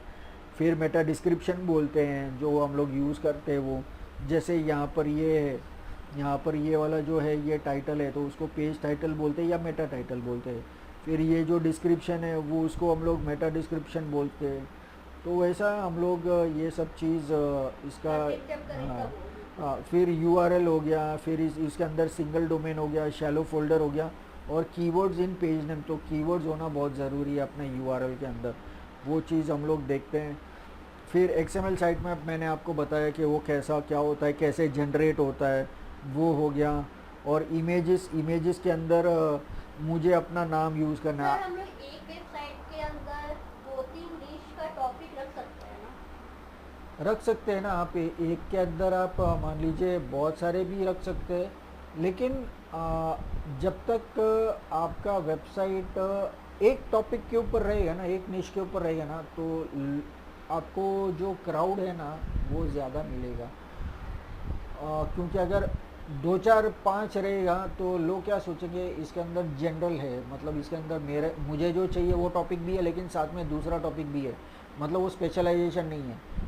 तो लोग उसको पढ़ेंगे, देखेंगे, उसको पसंद आया तो वो सब्सक्राइब भी कर लेंगे, तो वो ठीक है। लेकिन आपने एक के लिए आपने किया तो वो सबसे बेस्ट है। देखो, सबके लिए अगर आपको सिर्फ लिखना ही है। अभी हाँ बराबर है। अभी जैसे मैंने अपनी वेबसाइट के अंदर कम से कम 15-20 कैटेगरी के रिलेटेड मैं कंटेंट लिखता हूँ, लेकिन वो जो 15-20 कैटेगरी है ना, those all categories are related to digital marketing, तो कोई इशू नहीं है। उसके रिलेटेड कुछ रहेगा ना, जैसे सब टॉपिक है तो कुछ प्रॉब्लम नहीं है। अगर आप मान लीजिए कि चलो रेसिपी का आपने वेबसाइट बनाया, तो रेसिपी तो बहुत सारी होती है, चलो बिरयानी की भी होती है भाई, कुछ सब्जी की भी होती है, रोटी की भी होती है, पूरी की भी होती है, तो अब वैरायटी तो बहुत सारी होती है। तो रेसिपीज़ बहुत सारी, आप अलग अलग चीज़ उसके अंदर ऐड कर सकते हैं। तो ये सब चीज़ है। फिर बाद में अभी रेसिपी के साथ में उसके रिलेटेड क्या हो गया, स्पाइसेस, मसाला जो होता है, मसाला के ऊपर आप कंटेंट लिखेंगे कि कौन सा मसाला कितना अच्छा है, कहाँ से लेना चाहिए, कैसा मसाला होना चाहिए। तो वो रेसिपी नहीं है लेकिन वो मसाले के बारे में है, तो स्पाइसेस के बारे में होता है, but it is related to recipe ना, मसाला रेसिपी में यूज़ होगा। तो उसके जैसे आपको उसके रिलेटेड जो भी है आप यूज़ कर सकते हैं। फिर जैसे उसके अंदर आपको कौन से टाइप के गैस के ऊपर कौन सा टाइप का बर्तन रखना चाहिए, अगर आप इंडक्शन यूज़ करते हो तो फ्लैट वाला बर्तन यूज़ करना चाहिए, गैस कितनी फ्लेम पे रखना चाहिए, वो सब चीज़, वो यूटेंसिल्स फॉर रेसिपीज़, तो वो एक अलग टॉपिक हो गया। स्पाइसेस एक अलग हो गया, रेसिपीज़ अलग हो गया, बट एवरीथिंग इज़ इंटरकनेक्टेड। आप रेसिपी बनाएंगे तो आपको स्पाइसेस चाहिए, आपको बर्तन चाहिए, आपको गैस चाहिए, सब कुछ चाहिए। तो वो सब चीज़ इम्पॉर्टेंट है। टाइम के बारे में लिख सकते हैं, कौन सी चीज़ के लिए कितना टाइम लगेगा, तो टाइम भी उसके अंदर होता है। सर फिर अपने दोनों वेबसाइट को कनेक्ट कैसे करेंगे? मान लीजिए एक निश जो है और हाँ, दूसरा निश, तो फिर दोनों को जो सब डोमेन बोलते हैं उससे कनेक्ट किया जाता है क्या? देखिए, मैं नहीं सोचूंगा कि मैं सब डोमेन करके मैं ये बनाऊं, लेकिन एक मेन वेबसाइट को एक टॉपिक के रिलेटेड, जैसे रेसिपीज़ उसके अंदर सब कुछ। फिर दूसरा मान लीजिए कि भाई आपका दूसरा कुछ शौक़ रहेगा तो, या दूसरा कोई हॉबी रहेगा तो वो दूसरी वेबसाइट, फिर तीसरी वेबसाइट। लेकिन हर एक के लिए आपको पैसा देके वेबसाइट ही बनानी ज़रूरी नहीं है। आप फ्री में ब्लॉग्स वगैरह भी आप यूज़ कर सकते हैं, गूगल में फ्री में ब्लॉग्स देते हैं, तो आप अनलिमिटेड ब्लॉग्स यूज़ कर सकते हैं। आपको वेबसाइट की ज़रूरत नहीं है, आपको होस्टिंग की ज़रूरत नहीं है, आपको स्पीड की कोई टेंशन नहीं है। सारी दुनिया में गूगल सबसे फास्ट खुलता है, तो वो उसकी भी टेंशन नहीं है। सर जैसे कि मान लीजिए मेरा प्रीवियस कोर्स था यूआई यूएक्स का, हाँ, और मैं एनिमेशन ही सीखी, तो मेरा कैसे है ना माइंड में कि मैं यूआई यूएक्स का कोर्स हाँ उसमें दोनों कोर्स को बोलते, ठीक है। और मैं एक ब्लॉगिंग का बनाई हूँ एक्चुअली सर। आप प्लीज हंसिएगा मत, मुझे ना मतलब कैसे मैं मेरे दिमाग में ऐसा स्ट्रक्चर है कि मेरे जो यंगर्स होंगे ना, तो वो मैं अपने वेबसाइट के थ्रू, क्योंकि मुझे एनिमेशन ये सब भी आता है, तो उससे उसको क्रिएट करके मैं कैसे मतलब अपने इंडिया के बारे में, भारत के बारे में, जो अपने जूनियर्स आ रहे हैं जिनको हाँ कम नॉलेज है, या फिर जो अभी हाँ 16 हाँ टू 30 के एज में है, हाँ 30 भी ठीक है, 25, ठीक है, जो जिनको कम हाँ जिनको जैसे कि सीखना है, हाँ हम सही चीज़ बता के उसको अपने देश के बारे में बता। बराबर। तो मैंने क्या किया कि एक ब्लॉग लिया जिसमें ब्लॉग का कैटेगरी से बाकी का, तो उसमें अपने भारत के बारे में मैंने लिखना हाँ शुरू किया है। तो क्या ऐसे चलता है हाँ वेबसाइट? यस यस वो तो चलेगा ना। तो ऐसे कोई प्रॉब्लम नहीं नहीं होगा ना? नहीं ऐसा क्या प्रॉब्लम है उसके अंदर, वो बराबर है ना, वो ठीक है। वो आप ठीक है ना? ब्लॉग्स तो आप जितने चाहे उतने ब्लॉग्स बना सकते हैं। हाँ, और वेबसाइट पे जैसे कि मैंने कोर्सेज का बोला कि मैंने 2 कोर्सेज का वो किया है, हाँ तो वैसे चलेगा हाँ तो ना? वो कोर्सेज के अंदर आप हज़ारों लाखों कोर्सेज ऐड कर सकते हैं क्योंकि वो सारे कोर्सेज है। हाँ तो ऐसा ज़रूरी नहीं कि सिर्फ UI UX का ही कोर्स ऐड हाँ करना है, उसके अंदर में डिजिटल मार्केटिंग भी ऐड करो, फोटोशॉप भी ऐड करो, कुछ भी ऐड करो उसके अंदर, आप कोई भी ऐड कर सकते क्योंकि वो सारे कोर्सेज है ना। तो ऐसा है, तो आप एक मतलब एक के ऊपर एक को पकड़ के चलेंगे ना तो अच्छा रहेगा, और बहुत सारे करेंगे ना तो उसके अंदर आपका फ़ायदा ये होगा कि एक में करेंगे ना तो वो चलेगा नहीं चलेगा हमें पता नहीं है, लोगों के दिमाग में बैठेगा नहीं बैठेगा कि अरे इसके अंदर ये भी है ये भी है वो भी है क्या है ये, वो लोग ऐसा सोचते हैं। तो अगर आप अलग अलग करेंगे ना तो लोग एक स्पेशलाइजेशन हो गया। तो जैसे डाइवर्सिफाइड बिजनेस जिसको हम बोलते हैं कि भाई एक बिजनेस नहीं चला तो दूसरा बिजनेस, दूसरा नहीं चला तो कोई कम चलता है कोई ज़्यादा चलता है, लेकिन अपना पैसा आता रहता है, अपना रोलिंग चलता रहता है। वैसे ही जब आप मोनेटाइजेशन की बात करेंगे ना तो 10 वेबसाइट में से आप पैसा तो एक ही अकाउंट में आने वाला है एडसेंस के अकाउंट के अंदर, तो आपका सारा पैसा जो गूगल का आएगा एडसेंस का वो एक ही अकाउंट के अंदर आएगा। आप एक ही करेंगे तो आपका सोर्स एक ही हो जाएगा, लेकिन 10 करेंगे तो 10 का सोर्स मिलेगा आपको पैसा, तो आपको रेवेन्यू बढ़ जाएगा। इसके लिए मैं अलग अलग बोल रहा हूँ। तो मीन्स अगर जैसे कि UI UX है तो उसके लिए वेबसाइट अलग करना होगा? UI UX के लिए आप अलग से बनाइए, रेसिपीज़ के लिए अलग बनाइए, दूसरा कुछ मोटिवेशन के लिए वो अलग बनाइए, लोगों को बताने के लिए जैसे आपने बताया कि इंडिया के बारे में भारत के बारे में दूसरे लोगों को कुछ बताना है उसके लिए अलग से बनाइए। अच्छा, एक ही वेबसाइट हाँ पे नहीं हो सकता? अभी देखिए आप भारत के बारे में कुछ बता रहे वो समझ सकता है, लेकिन उसके अंदर आप UI UX डालेंगे तो वो कैसा रहेगा, आई मीन दोनों मैच ही नहीं करता ना, उसके साथ में कुछ लेना देना नहीं है। फिर रेसिपीज़ करेंगे भाई, अब बोलेंगे भाई भारत के बारे में बता रहे हैं कि रेसिपीज़ के बारे में बता रहे हैं कि भाई यहाँ पर प्रोग्रामिंग का कुछ ये है, UI UX है क्या है, डिज़ाइनिंग है क्या है, ये वेबसाइट है एक्चुअली है क्या, लोग कंफ्यूज हो जाएंगे। तो फिर लोगों को ये समझाने की दोनों वेबसाइट सेम ही पर्सन का, वो उसको कैसे नहीं करते उसकी हैं? ज़रूरत नहीं है, लोगों को क्यों बताना है कि एक ही पर्सन का है, छोड़ो ना वो सब, अच्छा, उससे कुछ लेना देना नहीं है, लोगों को कुछ बताने की ज़रूरत नहीं है।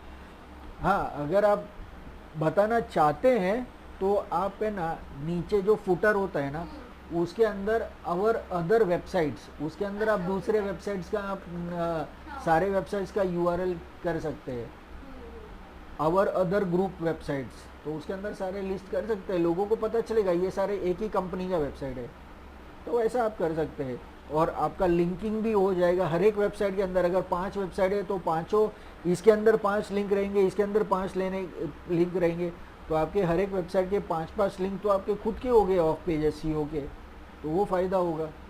और जहाँ पर आप कोई ऐसा कीवर्ड आता है और आपके पास वैसा कोई वेबसाइट है तो वो वेबसाइट को लिंक करो, वो कीवर्ड को लिंक करो आपके वेबसाइट के ऊपर, वो जाएगा आउटबाउंड लिंक्स, क्योंकि वेबसाइट के अंदर आउटबाउंड लिंक्स भी देना ज़रूरी है। तो इंटरनल लिंक्स हमारी वेबसाइट के अंदर के लिंक्स, और आउटबाउंड लिंक्स मतलब कोई बाहर का लिंक, जैसे विकीपीडिया हो गया, या इसके बारे में मेरे वेबसाइट पे कुछ इन्फॉर्मेशन नहीं है तो मैं दूसरे वेबसाइट का लिंक दूंगा जैसे विकीपीडिया का दूंगा, तो लोग वहाँ पर जाके देखेंगे कि हाँ भाई ये डिफ़िकल्ट कीवर्ड का मतलब होता क्या है, तो वैसा हो गया। तो वो आप कर सकते हैं, आपको फ़ायदा होगा। एक साथ में खिचड़ी करेंगे ना लोगों को समझ में नहीं आएगा क्या है, भारत के बारे में है, UI UX के बारे में है, रेसिपीज़ के बारे में है, या आप कुछ सिखा रही है, कोर्सेज है क्या है, तो लोग बोलेंगे कि शायद ऑथर ही कंफ्यूज्ड है, ऐसे ही बोलेंगे तो ऐसा नहीं होना चाहिए। हम कोई भी चीज़ करेंगे ना, एक स्पेशलिटी को पकड़ के चलेंगे। जैसे आज हम लोग यूट्यूब चैनल क्रिएट करेंगे, तो आज चलो मैं कोर्सेज के बारे में, डिजिटल मार्केटिंग के बारे में बता रहा हूँ, कल को मैंने कुछ एंटरटेनमेंट के बारे में बताना चालू कर दिया, कोई पिक्चर का रिव्यूज़ बताना, मूवीज़ का रिव्यूज़ बताना चालू कर दिया, तो जो सब्सक्राइबर्स मुझे मिले थे मेरे डिजिटल मार्केटिंग के नॉलेज के लिए, वो बोलेंगे यार इसने तो कुछ अलग चालू कर दिया है, तो यहाँ पर तो डिजिटल मार्केटिंग अच्छा खासा सिखा रहा था, इसके लिए मैंने सब्सक्राइब किया, अभी उसने मूवीज़ का रिव्यू चालू कर दिया, तो उसका इंटरेस्ट चला जाएगा, वो अनसब्सक्राइब कर देगा। आपको 5 अलग अलग या 10 अलग अलग या 50 अलग अलग चाहिए निश, आप 50 चैनल क्रिएट करो, गूगल ना नहीं बोलता है। आपको अलग अलग ईमेल से भी ज़रूरी नहीं है, आप एक ही ईमेल से आप मल्टीपल यूट्यूब चैनल्स खोल सकते हैं। एक ही अगर इंस्टाग्राम है तो उसके अंदर इंस्टाग्राम रील्स जो आप करते हैं, एंटरटेनमेंट करते हैं, तो आप अलग अलग 50 अलग अलग चीज़ का आप एंटरटेनमेंट वीडियोस ऐड कर सकते हैं। लेकिन अगर एंटरटेनमेंट का वीडियोस चालू किया, वहाँ पर आप एजुकेशन चालू नहीं कर सकते। तो ये चीज़ हमेशा ध्यान में रखिए, चाहे वो फेसबुक हो, इंस्टाग्राम हो, यूट्यूब हो या कोई भी सोशल मीडिया हो, जो चीज़ लोगों तक पहुंचनी है वो चीज़ एक पर्टिकुलर स्पेशलिटी को पकड़ के चलना है। फिर चाहे आपको मल्टीपल चीज़ें करनी है। हाँ, अगर आप वेबसाइट या ब्लॉग की बात करते हैं तो उसके अंदर आपको पैसा भी इन्वेस्ट नहीं करना है। जैसे सोशल मीडिया फ्री है, वैसे आप ब्लॉग करो ना। वेबसाइट जब आपको लगे कि हाँ भाई अभी यहाँ से बहुत पैसा आ रहा है और अभी मैं इन्वेस्ट कर सकती हूँ वेबसाइट के अंदर, तभी आप जाके करो ना। अभी इनिशियली जेब से पैसा क्यों खर्च करना है।